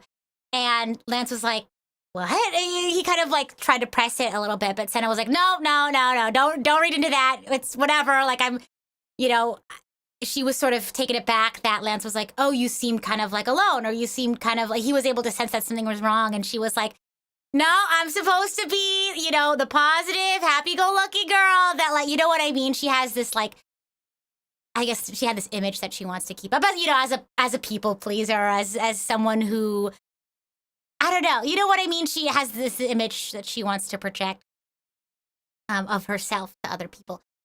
But I love that this is a moment where she's finally able to express that self-doubt, sort of what she's struggling with. The fact that like she feels like weak, I guess. She feels like everyone else is stronger than her. And so that kind of like leans itself into her feeling like she needs to work harder, or she has to have a certain like output or have a certain outcome for her to be worth something. And so her being able to finally talk about something that she's really scared about with Lance is like, oh, I'm weak compared to you guys, or I'm not as strong. And that's sort of the core of her, why she does what she does, right? Why she's constantly seeking other people's validation. But the fact that like Lance was able to be like, no, I also feel weak as well. Like you guys are doing all this stuff, and he's sort of able to share and be vulnerable about things that he, is also worried about, I guess. It sort of like shatters this idea of the world that she had, right? And again, that's another reason why it's really important to like talk about things with your friends. It's not just like, because again, that's the whole thing about like being validated and like sharing your experiences with your friends isn't, not necessarily a bad thing, right? Having like your support group be able to like tear down your incorrect perceptions of the world is really important, right? Because how Senna perceives the world is like everyone's stronger than me, or there's so much I need to do in order to catch up to everyone else. Like everyone seems to have their place or know what to do, or they seem stronger than me. But by Lance sharing his perspective, she's sort of able to be like, oh, so it's like not just me, right? Like, oh, everyone sort of doesn't really know what they're doing, and it's able to sort of take down that perception that she has that like she's sort of like lagging behind or whatever. And again, like Lance sharing his thought of like, oh, we're weak, we have like room to grow. Again, it's sort of like challenging that idea that she has that, her worth is in whether or not she's strong. You know what I mean? But rather it's like, it's okay if we're not where we want to be right now. It's like, what matters is that, I don't know. It's like we are, I don't know, just like taking so much of the focus away from like what I'm not to like what I can do. Does that make sense? So yeah, I think it's nice that they had their little like, we're both like in this together kind of. And Senna are very much alike, that even with their differences, they're both softies on the inside. Yeah! And I'm glad that she sort of like, they sort of formed, I don't want to say this pact or whatever, but she has like a confidant in Lance, that she can talk to him about an experience that she has. because he has a similar experience, and like she knows that he won't be judgmental of her, and she's able to sort of, you know, take some of his mindset, and like use it for herself. I don't know. I love their friendship. I love their like dynamic for sure. And I also like that little cut in with Mio too, as well, being a very like reassuring friend. Because again, we'll see later. We'll see later in the foil. Uh-oh. Okay.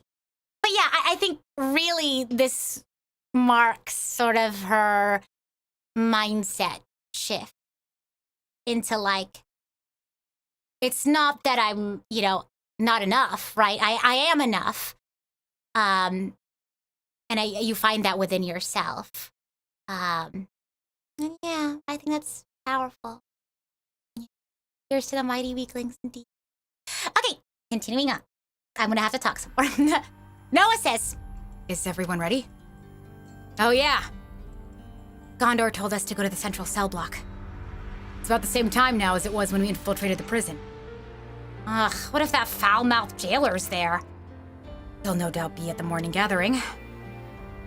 Uh-oh. Lance's mindset is so inspiring. We're weak, so it means we can grow more. Oh, for sure. Absolutely. Lance says, Okay then, shall we go, my fellow model prisoners? good luck at hard labor, everyone. Hope we get off lightly. I feel like I can sometimes get into the mindset, and I think we all can get into the mindset of like focusing too much on what we can't do when we really should be focusing on what we can do. Sorry, Lance, you do have to listen to my tedious speeches. Okay, I'm getting kind of hungry. I think we're getting to a specific spot that I wanted. There's a specific scene that I'm thinking about, and I think we get to it before a certain point. It's okay, we'll keep playing. I wanna talk about it. It's in my head now, so I wanna talk about it. Good morning, prisoners! How are you this fine morning? It's a good day to show gratitude to your jailers. We let you keep your criminal lives. Least you can do is work till you die. Them what? Huh? Them what don't work? Huh? Don't eat. So without further ado, here's your work details for the day. Today's food gathering duty is in the perimeter woodland. To team up based on your assigned cell. First, gather 20 each of Carno miles, gold burdocks, peachy truffles, and honey plums. That is all.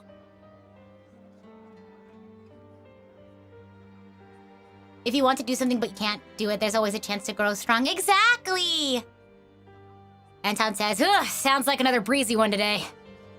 Oh, for sure. Might even be able to sneak in a Naparoo, don't you think? Naparoo? Ugh, seems plenty rough to me. Same. I don't even want to think what a hard day's work looks like here. Juniper's like, that's crazy. Anyway, just stands there. Something wrong, Tyon? Those foodstuffs the guard named.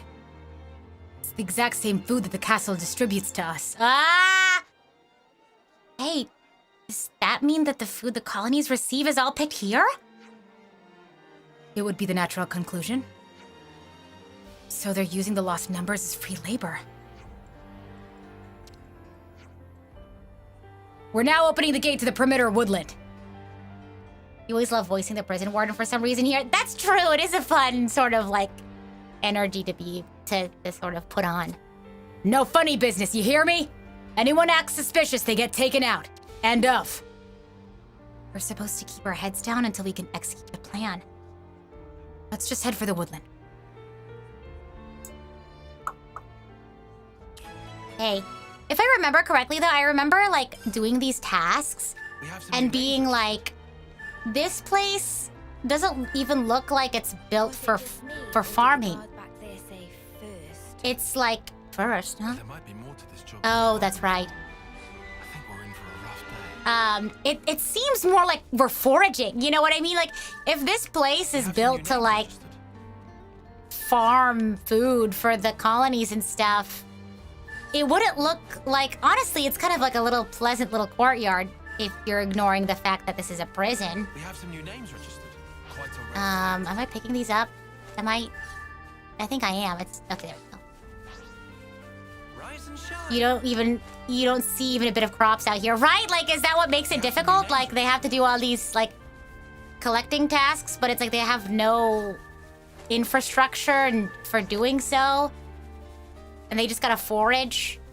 That's crazy. I always thought that was interesting.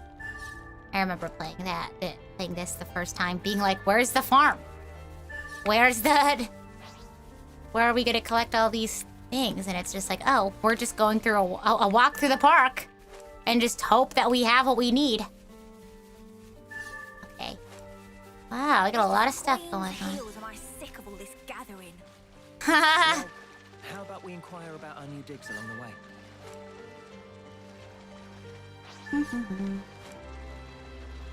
Farming according to MMO players. Oh gosh. What makes you think that with this cycle they would have the knowledge to even pass down for farming? I was thinking like Mobius, but maybe that's their cruelty. They're like, oh, we know through our experiences what farming is, but we're not gonna tell them about it. They just gotta figure it out. They just gotta suffer in trying to collect all this. It's okay. Well, thank goodness I'm stronger than... Did I pass one? Okay. Stronger than yesterday. This is something decent, right? Let's go. Nice. This. Yeah, I think we'll stop at least before the escape, and then we'll save it for next time. Have we been incarcerated? We snuck into the prison. So we haven't been, like, formally arrested. We're pretending that we've been arrested. If that makes sense. This is an infiltration. Okay, we gotta get some peachy truffle and chamomile.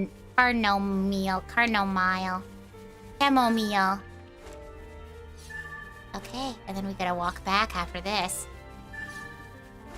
Yeah, exactly. They were just like, we'll let them work it out themselves. To think this is how they keep the Like, make things easier for them? No. That's Mobius' thinking. I know. It's crazy.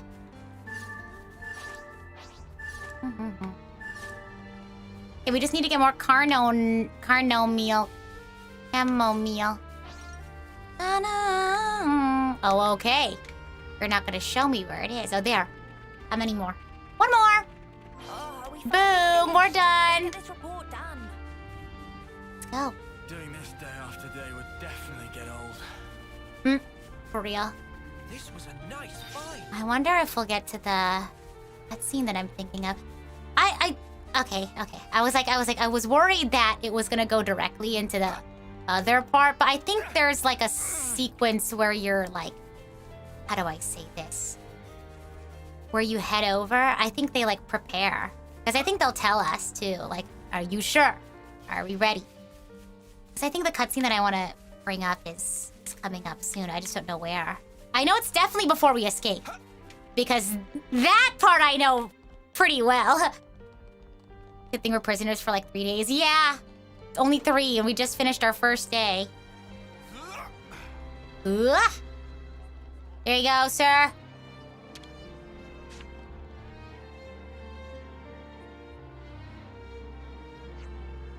We've collected our quota. Let me be the judge of that. Grabs paper. All right, then. Here's the list for the next batch. What? We worked our butts off, now you want more? Got a problem with that? Feel free to die if you prefer. We're keeping you alive out of the goodness of our bleeding hearts. You want to stay that way? You work. Immediate frown. What did you just... Hey now. Hey, you need to lay low until... you know. Yeah, way to keep it on the down low, Noah. It's like, we got it right in front of the guard, too. Well, to be fair, if they didn't even notice that 6 of us infiltrated, there's no way they're gonna figure out that, like, we're planning something. Right, that'll do it. Work's over for today. Back to your cells, you animals. Hey! And you were wondering why they got dragged along for real. Sorry.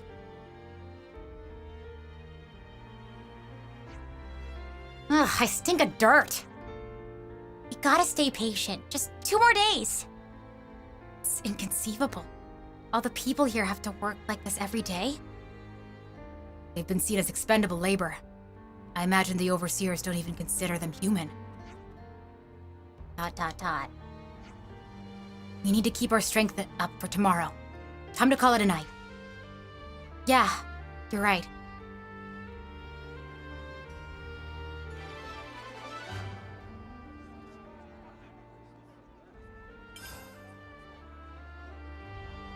You're always laughing at the hero characters that just get dragged along and don't say anything. I know. Had enough backbreaking labor to last me for a term or 2.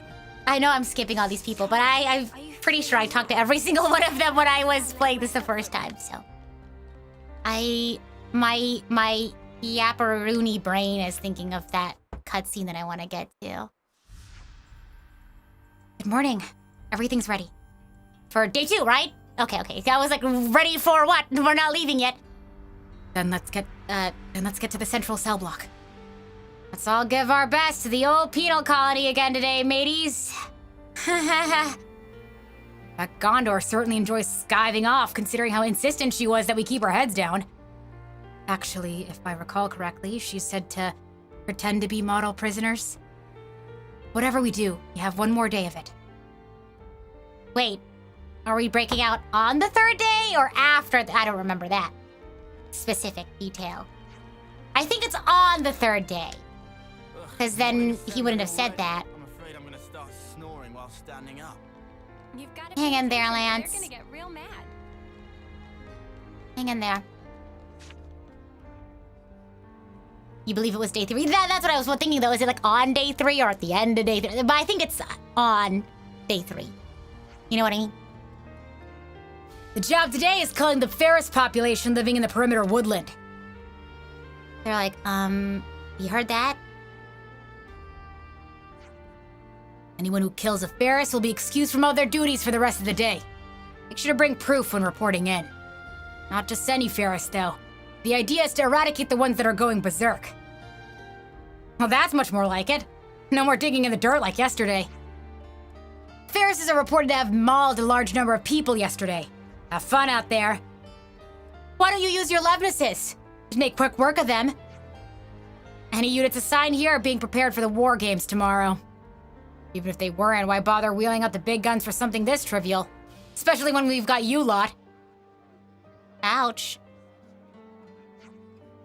Now get out there. Days a wasting. Anyone found disobeying orders will be terminated on sight. Jeez. He sounded pretty gleeful about that, don't you think? Gleeful's the word, yeah. All he's gonna have to do is sit back and enjoy the show while we're out here fighting crazed Ferrises. I cannot understand how one can derive any pleasure from such a cruel pastime. Still, we gotta move out. Okay, all in a day's work, I guess. Ding. Snuff those guards treating us like dirt. For Who do you real. think we are? Who do you think you are? How you feel? Running around leading score. Peace for now, eh? You know what I mean? Today's job is way better than yesterday's. I still can't seem to work. I would much rather prefer, If we do this, we're exempt from you know, hunting and gathering, I guess. Foraging, as opposed to hunting. Oh, I think I have to like follow tracks if I remember correctly. We have to make sure we don't blow our cover while in combat. No, I got you guys. Got it. Yeah, no interlinking. No, I have to remember if I have to manually set that as like a no interlinking. I think it automatically makes it so you don't interlink. I don't remember. Gondor! Huh? Oh, I don't know if that's a bad word or not. Someone did not say it. I thought I told you to keep a low profile. Go on, get out of here. You won't get rid of us that easily. Huh, suit yourself. Then let's at least make it quick. Not a problem. Let's do it. The 2 weapons. Wait, I need to check their classes. I have them on the classes that they're on right now to unlock outfits, but I'll check to see if we should mix things up. You think it's just a made-up word? Once I finish Xenoblade, like the series, I want to watch that video that's like, is it Xenoblade or is it British slang? Because sometimes I'm like, I really don't know. Nice. Okay. Oh, oh, there they go. Huh? Oi! Stop right there! Fast legs on that one. Don't sound so impressed. And we gotta go. We lost it, huh? Better run after it. Let's go. Sorry, I gotta... No. What about these folks here? I'm touched by your concern, but they're experienced soldiers, all right? But... Shakes my head. Ah, it's Australian slang, I see. Come on, you lousy grunts! You gonna keel over from tiny scratches like that? Pathetic! You get up right now, or so help me, I'll tear you limb from limb and feed you to the Ferris as my bloody self! Ugh. Lazy gits, I swear. I also don't know if that's a bad word or not. Oh, geez. I'm assuming it's similar to dags, where it's just like another word for dogs. I'll pile them up somewhere out of the way, then I'll come find ya. Go on ahead now. Don't waste the head start. It's like when I say spark in Xenoblade, technically that's a curse word, but to me it's not. It's not in the real world. Here we go. Should be able to track the prints. Am I supposed to? Oh, here, interact. It just didn't chill up. It just means unpleasant person. Well, there are some curse words that also mean that, but... You know, I try not to say those. Gosh. Goodness gracious. La la la. Why is Juniper with me in prison? Because they happen to tag along in the infiltration? I was like... I think my previous hero was Triton, but I was like, I'm not familiar with Triton yet. So I was like, I need to swap back to a character or a hero that I've, you know... And the one that I usually go to is a spoiler, so I couldn't switch to that person. So I was like, I'm used to Juniper. I keep almost saying Juniper. Jupiter. I didn't even say that. Dun dun. He caught up with it. Good. Now let's take it out before it hurts anyone else. Let's go. I'm the one you want.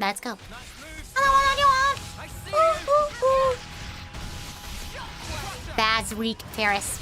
Yeah, round 2.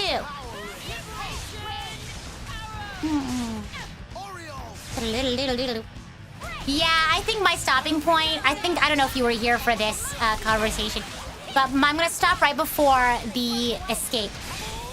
There's a cutscene that I want to get to because we were talking about it earlier and I want to talk about it because I love Xenoblade and I just want to see more, but I think we'll stop before the escape is the plan. And then we'll start next stream, or I guess the stream that's gonna happen a week after next. Take a break from some Xenoblading to recover emotionally and prepare emotionally, you know?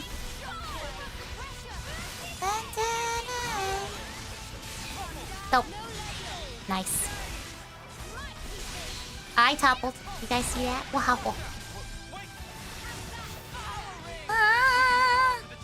Oh, nice. Easy peasy lemon squeezy. I'm hungry. I'm gonna eat some leftovers. I think I might... Oh, no. I should probably get ready for stream tomorrow. But now that the Silent Hill update is here, I kind of want to play it. We'll see if I have time. We took it down somehow. I sure don't mess about with the work detail here. Our duty's accomplished. What now? We should probably go report it, but... Hey! Oh, what? You already took it out? But I barely got to go nuts yet. Go nuts? Really have a taste for battle. Ah, well, what's done is done. You dags better hop to it and report to the guard. Huh? Are you sure? Sure, I'm sure. You earned it, didn't ya? Anyhow, since there's not a lot of attention on this place now, we'll take a look around and scope things out for tomorrow. All right. That's how you want to play it? Bye. Have fun. Check it out. Guess that wraps up today's work. Mm-hmm. Let's go report back. Let's go. Na-na. Na-na. Na-na.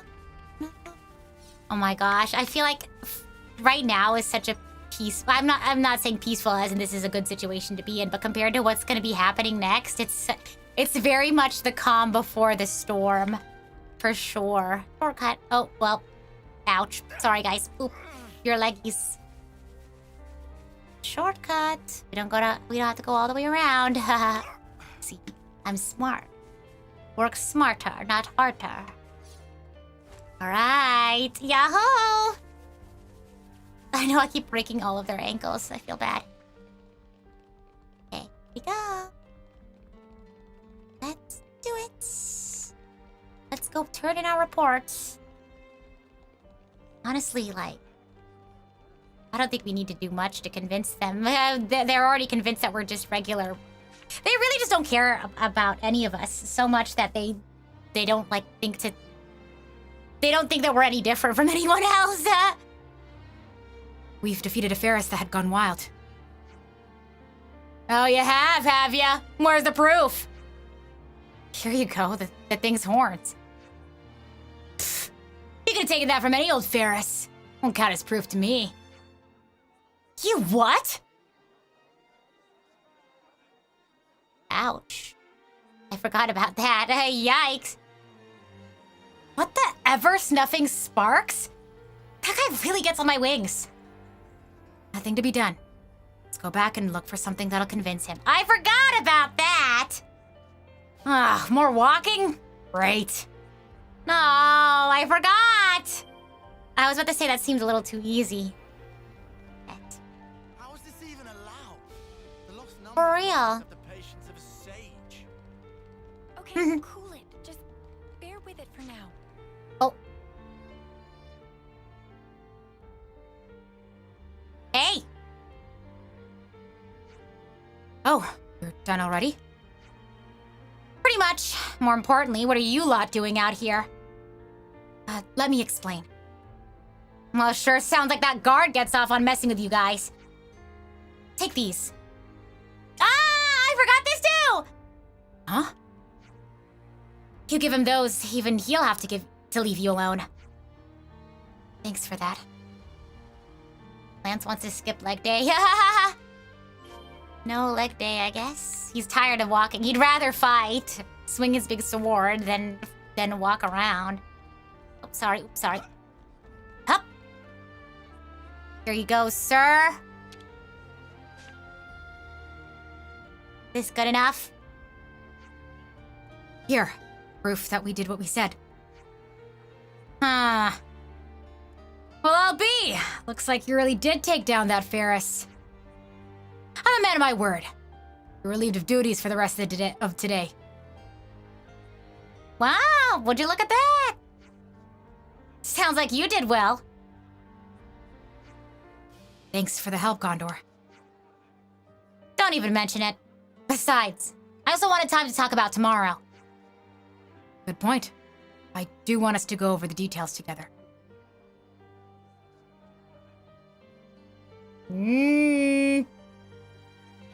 I think there's a part where it's like, wee woo, so we'll stop right before it gets... I think it's like we have to sleep or something. Pretty sure they'll tell us at some point. Let me, like, see. Well, actually, no, I don't think it's gonna happen right here. I think it's still technically the second day.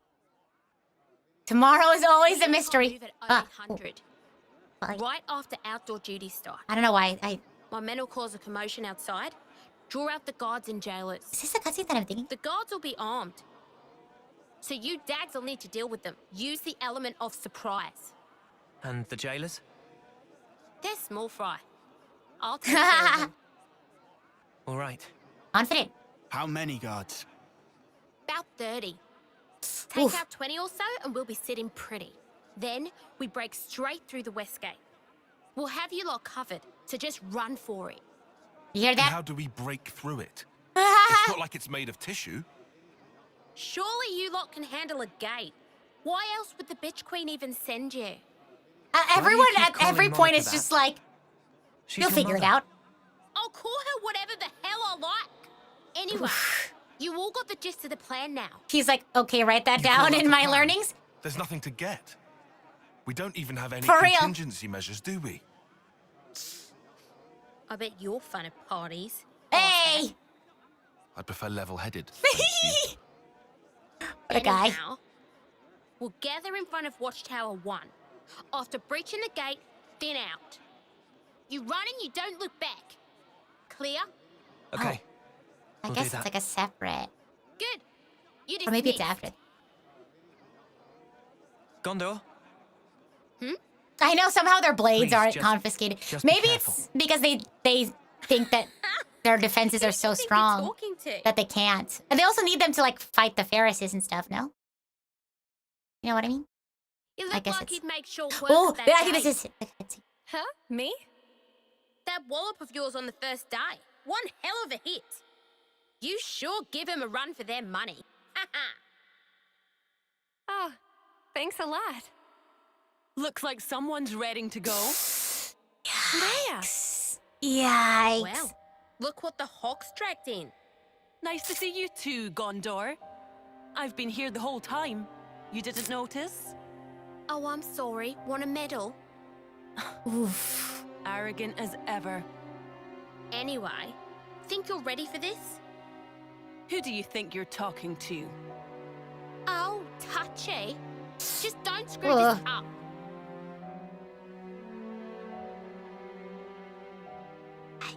Gondor has 0 chill. Yeah. You and Shania were friends from the I remember watching this Was that it? for the first time. I was like, Since friends? you were kids. I didn't Goodness. realize. Yeah, Just didn't know yeah. when to stop following me around. Had it up to my ears with her. I.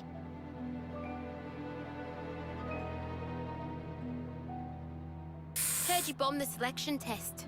And not for the first time. Hey, can we be a bit more sensitive Could've there? been in the last round. Why'd you use the cestus? You can barely throw a punch, makes no sense. Because I thought if I used your weapon, I could capture a bit of the Gondor spirit. You know, Oh. pisses me off. And more excuses, eh? Yikes. Stop copying me. Such a You're tough even wearing my situation. gloves now. Right, enough is enough.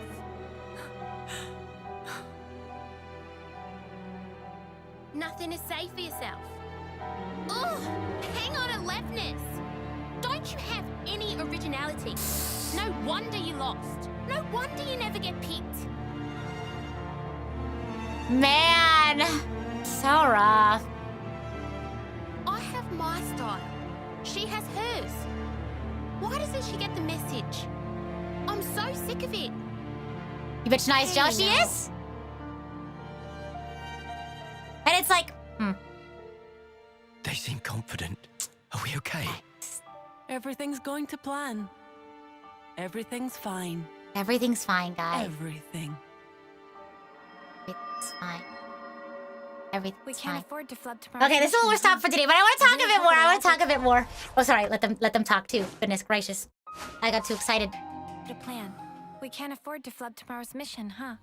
I really hope it'll all go to plan. It has to. We'll It do has to, everything we yep. can to make it work. So, I mentioned earlier about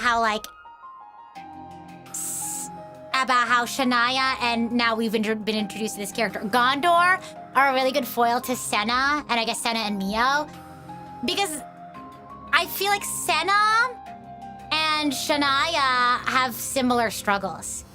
They feel like they're not enough.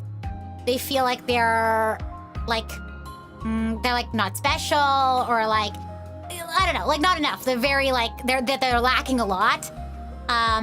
They feel like they want to be validated, in this case, Senna to Mio. Senna wants to be validated by Mio, and Shania wants to be validated by Gondor. And there's a couple of major differences here. And I'll talk, I guess, first about Senna and Shania themselves. The first difference is that Shania... Oh, no, I'll start with Senna. Well, Senna sort of sees her, I guess, how she could grow, or I guess she sees her faults or her weaknesses. She sort of like copes with her insecurities with self-improvement, right? She feels like she's weak or she's not good enough or not strong enough, and she works harder, right? She tries to improve herself. And there's a couple of other things as well, but in terms of like her support system, which is the other difference. Whereas I feel like Shania sort of copes with her feelings of ineptitude with, I guess, like resenting people. Does that make sense?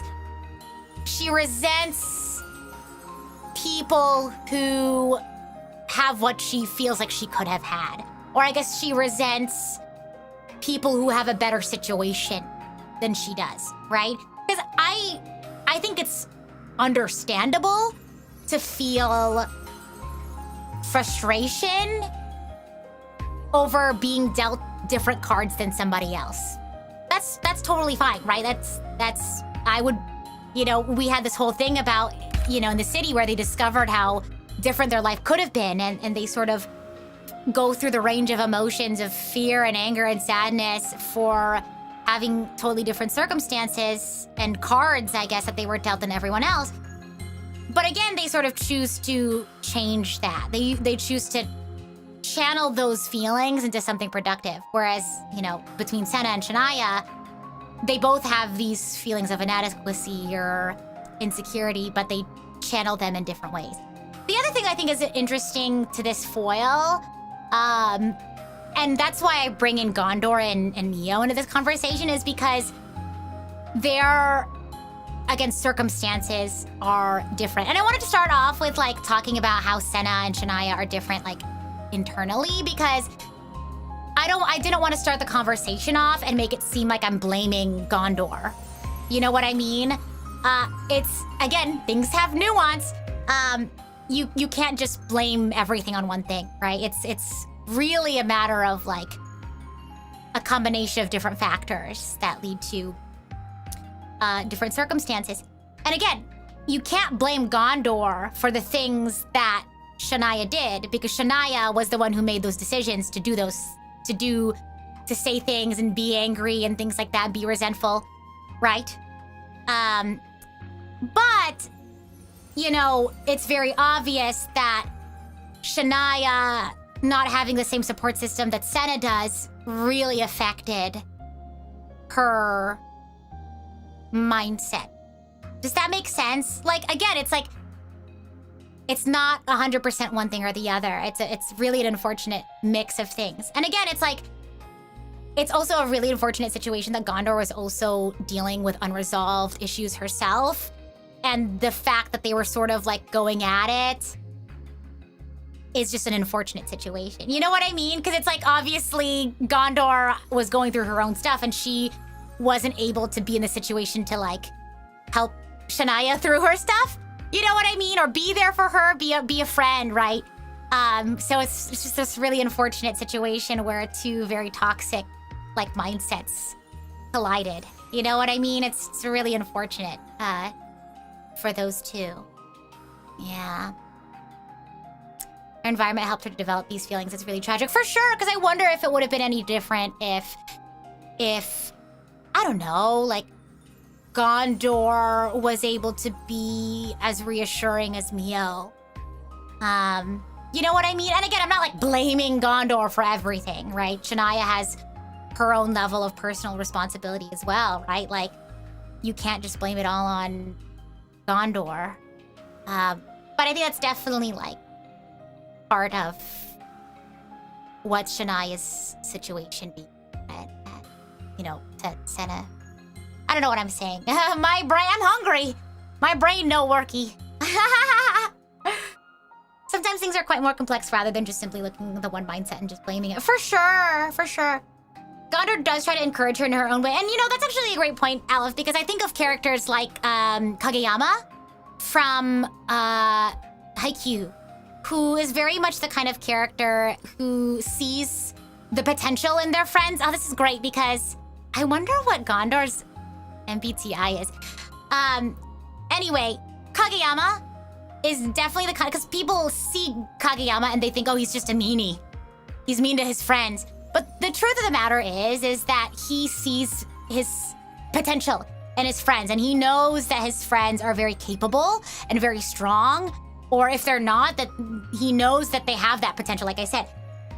So seeing them not live up to that potential or behave in a way that is contrary to how he knows that they can be, right? Successful and strong, he gets upset on their behalf, right? He gets mad at them like, hey, I know you're better than that.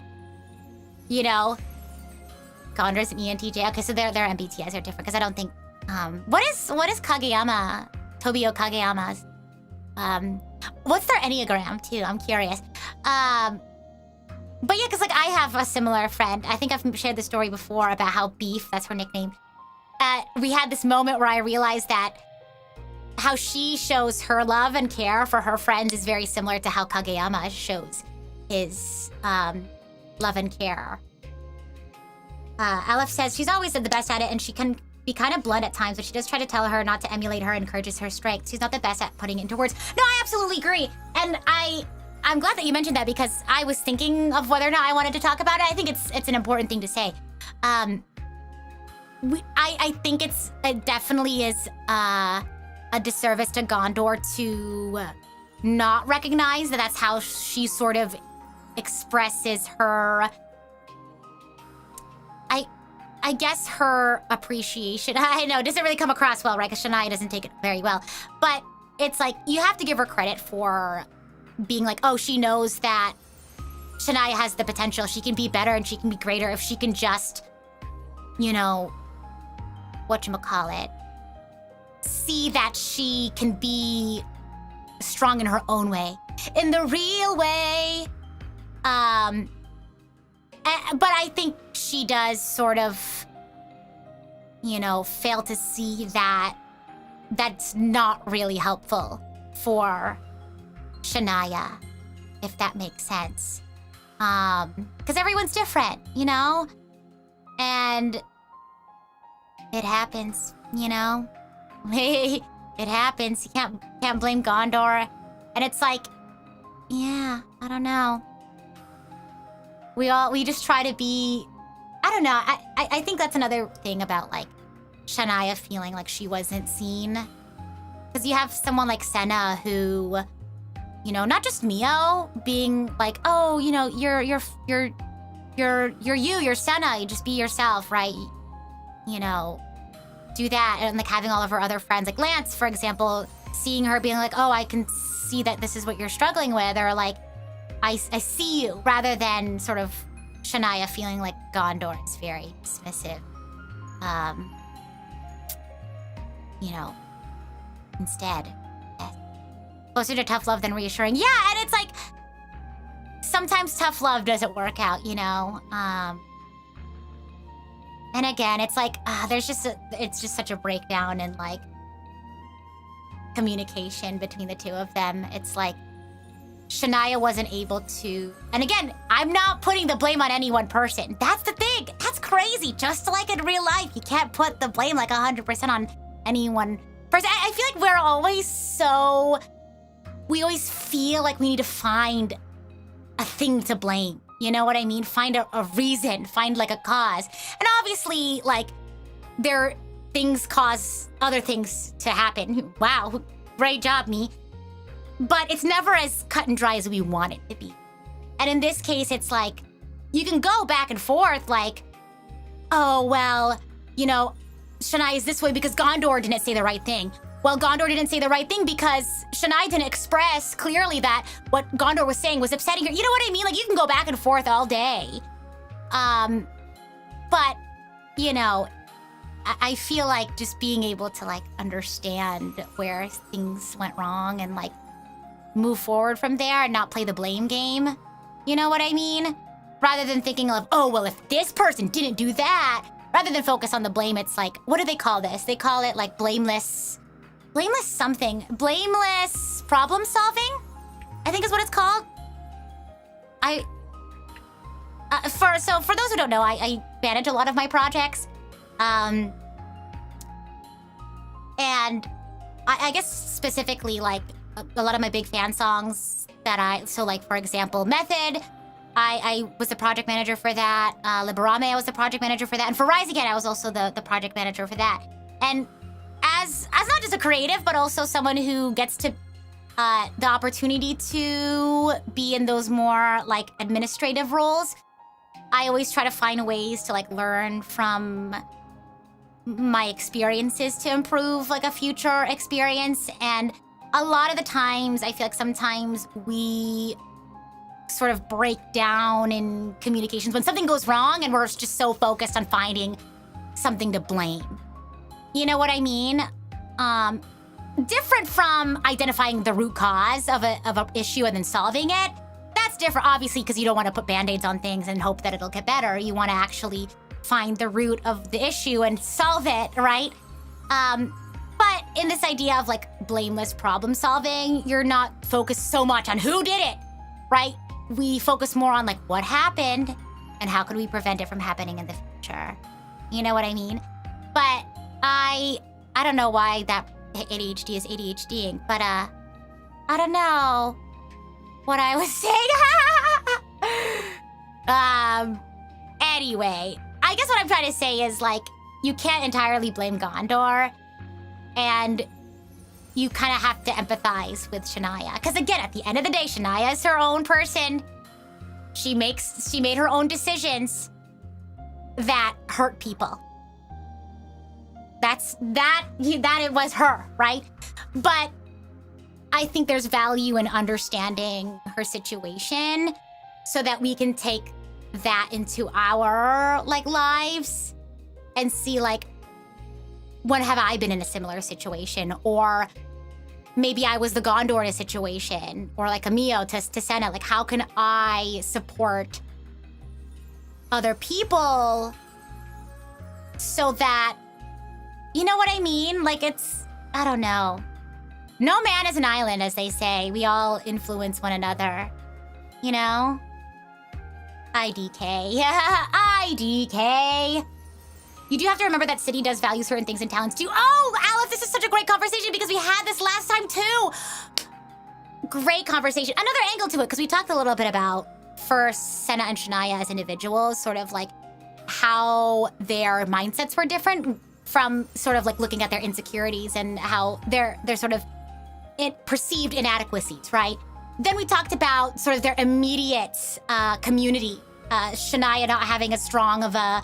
Because her mom was terrible, if I remember. You know, she had a terrible support system. You know, her mom wasn't really supportive at all, wouldn't listen to her. You know, Gondor was kind of not super perceptive to the things that, you know, Shania would perceive well. And Gondor was also going through some of her own things as well, I'm sure. Whereas Senna had Mio and now has all of Ouroboros to sort of reassure her in ways that she's perceptive to, right? And then an added layer, which we talked about before, Aleph, so this is great that you're bringing this up, is that we have sort of societal expectations. Oh, we live in a society, right? And again, similar to Yorin. See what I mean? Like, we get to see this happen to a bunch of different characters to see how it affects everyone differently. Where Yorin sort of had, again, a skill set that wasn't what society at large deemed helpful or beneficial or productive or whatever, right? He saw that as an inadequacy. He saw that as him being weak, and he felt so, like, whatchamacallit. Because of that expectation, he felt inadequate. You know what I mean? Whereas, like you mentioned, Senna, the society that they live in, right, is they value strength, they value power. So where Yorin didn't have that naturally, and he has other strengths, we have Senna who very, easily exudes those characteristics. And we'll see it later. Shania does talk about it in the game, in a really just two really insane monologues, in my opinion, which are both very powerful. Because like when you get a villain monologue and you're like, wait, they're kind of cooking. You know what I mean? Like it's such a good villain speech because you really get it. You really empathize with her. And again, that doesn't make us bad people, but you can really understand the feelings that she had. You know what I mean? Oh, not me giving it away for the new folks, but you can kind of tell already. You know what I mean from that cutscene. Sorry. But anyway. Oh my gosh, tell me if I'm yapping too much. I'm just reading everyone's messages and I keep getting like egged on. This is great. Maybe egged on isn't the word, because egged on I feel like has a negative connotation. I feel like I'm getting encouraged. Yeah, sorry. I never said this was gonna be spoiler. I said I was gonna try to make it spoiler free, but I never said the details. But you can kind of tell that something weird's going on, and we don't know to what degree. You know, you can still be like a villain, but still kind of be on the same side as. You know what I mean? There's degrees of like villainness. Don't let it bother you. Just erase it from your memory, because you really haven't seen anything yet. The game really kicks off from here. But yeah, it's definitely like that societal and environmental expectation as well. And again, it's like you can't blame the world for, her having to do what she does or feel the way that she does. Because the reality is a lot of people think that way. And I can understand that frustration, right? That like, oh, because the world is the way that it is, I was forced into I can understand that frustration. You know what I mean? And again, like, you shouldn't feel ashamed for that anger or that, feeling like, oh, I wish I had that. Because I've definitely felt that too. I wish I grew up with different like circumstances. I wish, things like that. You know what I mean? Like, we can feel anger, regret, grief, all that, right? But you can't blame it entirely on one thing, and you can't blame it on. Certainly, that's a factor, right? And if we're able to create environments that are more welcoming, not contribute to that expectation that to be successful or to be happy you have to be a certain way, then that certainly sort of like helps build a world that I guess is kinder to people, so that they they don't have as difficult of a time overcoming their struggles. Does that make sense? And I feel like a lot of the times we talked about this way earlier in this series, this playthrough series, but a lot of the times we focus on band-aid solutions rather than like solving the core of a problem. You know what I mean? And this conversation that we're having is kind of like bringing me back to a conversation we had earlier about how, like, for example, a real life example, like let's say a kid is misbehaving in school, right? You could just send them to detention a million bagajillion times if they keep misbehaving, right? Sure, that you in the immediate you have like a classroom setting that's like, whatchamacallit. You have a classroom setting that's free of distraction, and other students can learn and all that jazz. For sure, like you solved the immediate situation, but how do you keep that student from behaving like that again? How do you keep other students from behaving like that again? And you do things like seeing what's going on at home, right? Like maybe they're acting up because the situation at home, they're wanting attention, or they're acting up because they learned that from somewhere. You know what I mean? And like even further from that, like why is the home situation like that? Like do they have a, you know, is there, I don't know, like is there other underlying issues that we as a community could help? You know what I mean? For like, you know, maybe the student is acting out in class because they want attention because like their parent at home isn't able to give them attention because they're working and they need to. And how can we as a community help that in with a larger solution, right? Like maybe, I don't know, like after school programs or like counseling for students to be able to like work through those problems, or, you know, ways that the community can, you know, support the families and things like that. Like it's a lot of like, it's just an interconnected web of so many different things. Because it's like, that's just how we are as people, right? No man is an island. There's so many interconnected things. And a lot of the times we just focus on like the immediate situation, and finding something to blame, that we don't think to look at the bigger picture and try to address some of the bigger issues. Similar to the conversation we had about Mobius, how, you know, when Ouroboros first is freed from the system that Mobius created, where Kevez and Agnes are constantly fighting each other, you know, a lot of their previous allies just focus on Ouroboros, right? They're like, you guys are our enemies. Or even before then, Kevez and Agnes are just like fighting one another, right? Because that's sort of their immediate situation. You know, kill the other side and, you know, we get to live. We get more in our flame cloth. We get more benefits, things like that. But, you know, again, it's hard to do this. It's hard to like back up and look at the bigger picture when you're in it, you know, when you're in the thick of it. When you're a Kevez soldier or an Agnes soldier and you're under Mobius's yoke, it's hard to pull back to see the bigger picture and understand that, wow, the real issue here is that it's Mobius. Mobius is the one who's created this environment where we feel like we have to fight each other like this. And it's with Ouroboros is sort of like freedom from that situation, that they have the ability and the privilege to take a look at the situation overall and then be able to do something about it. You know what I mean? And I love this game. I love this game. You know what I mean? So good. So good. Gosh. World is literally, yes, this is the throwback to the conversation we had about World is Supervillain Pawn. Superman can punch Lex Luthor, but he can't punch a stagnating economy. For real. It's like, it takes so much community to be able to fix issues like that.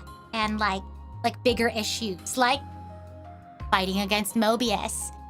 And it really takes like, I mean, you saw with Ouroboros, like Kevez and Agnes coming together and working together with the Lost Numbers, you know, like working with each other from different, you know, colonies. They're able to overcome their differences and you know, empathize with one another and share a lot of their similar worries and experiences to, I don't know, help the world at large.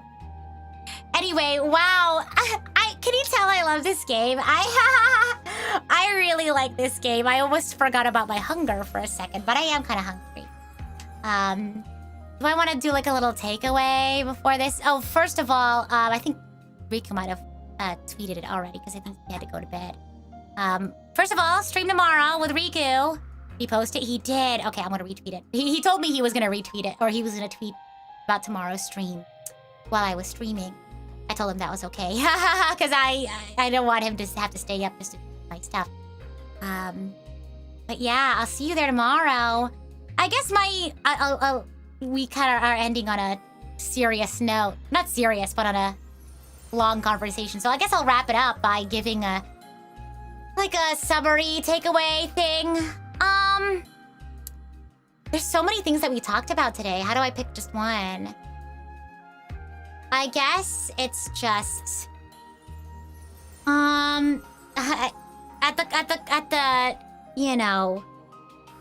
At the cost of potentially sounding super cheesy, practice empathy. Oh gosh, I know. I feel, it sucks that I have to like cringe when I say that because I feel like, I don't know, I feel like people tend to have this image of, you know, feelings. This is me breaking through that, by the way. People tend to look at like, you know, understanding your feelings and thinking about your feelings and talking about your feelings as a soft, like that's soft. You need to grow up. You need to be stronger. But no, there's so much strength and wisdom in being able to do that. So do it. Don't be ashamed. That's its own strength. You can be strong in that regard. So yeah, just practice empathy where you can, not just with other people, but I don't know, like other people that, I don't know, you might be like close to, but also like your community. You know, try to be open-minded where you can. We're only human, we can't do it all the time. But where you can be mindful, right?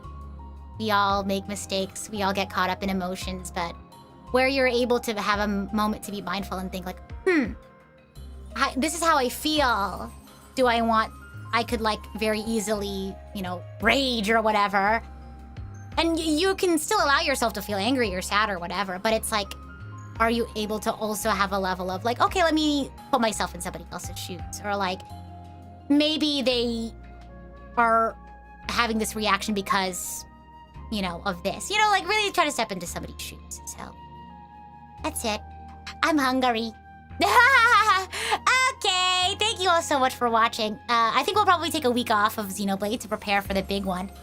And then we'll jump into the rest of this chapter. Thank you all so much for watching, and I'll see you all next time. Bye!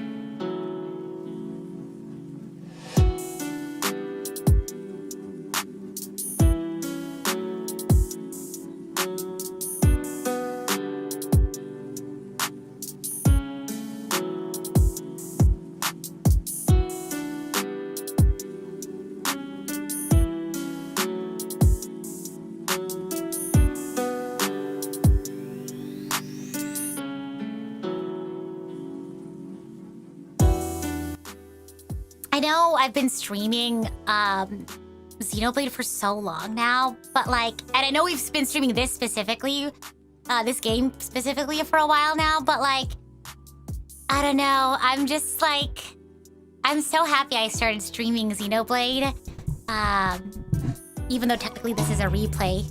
Everything else was for the first time, right? But I don't know, I love this game, and I'm really glad that I get to share it with you all and get to talk about it with you guys. Because I love this game and I love having people to talk to about it. Let me see. This person's playing XC3, but I don't know if they're ahead or behind. Oh, they're ahead. Oh, what the heck. If you're not caught up, be mindful. If you are caught up and you just want more Xenoblade, enjoy the raid on the Twitch side. I don't know where we're going on the YouTube side. So, oh, June's streaming. What are you streaming? Finally found the... Oh, wait. Let's go.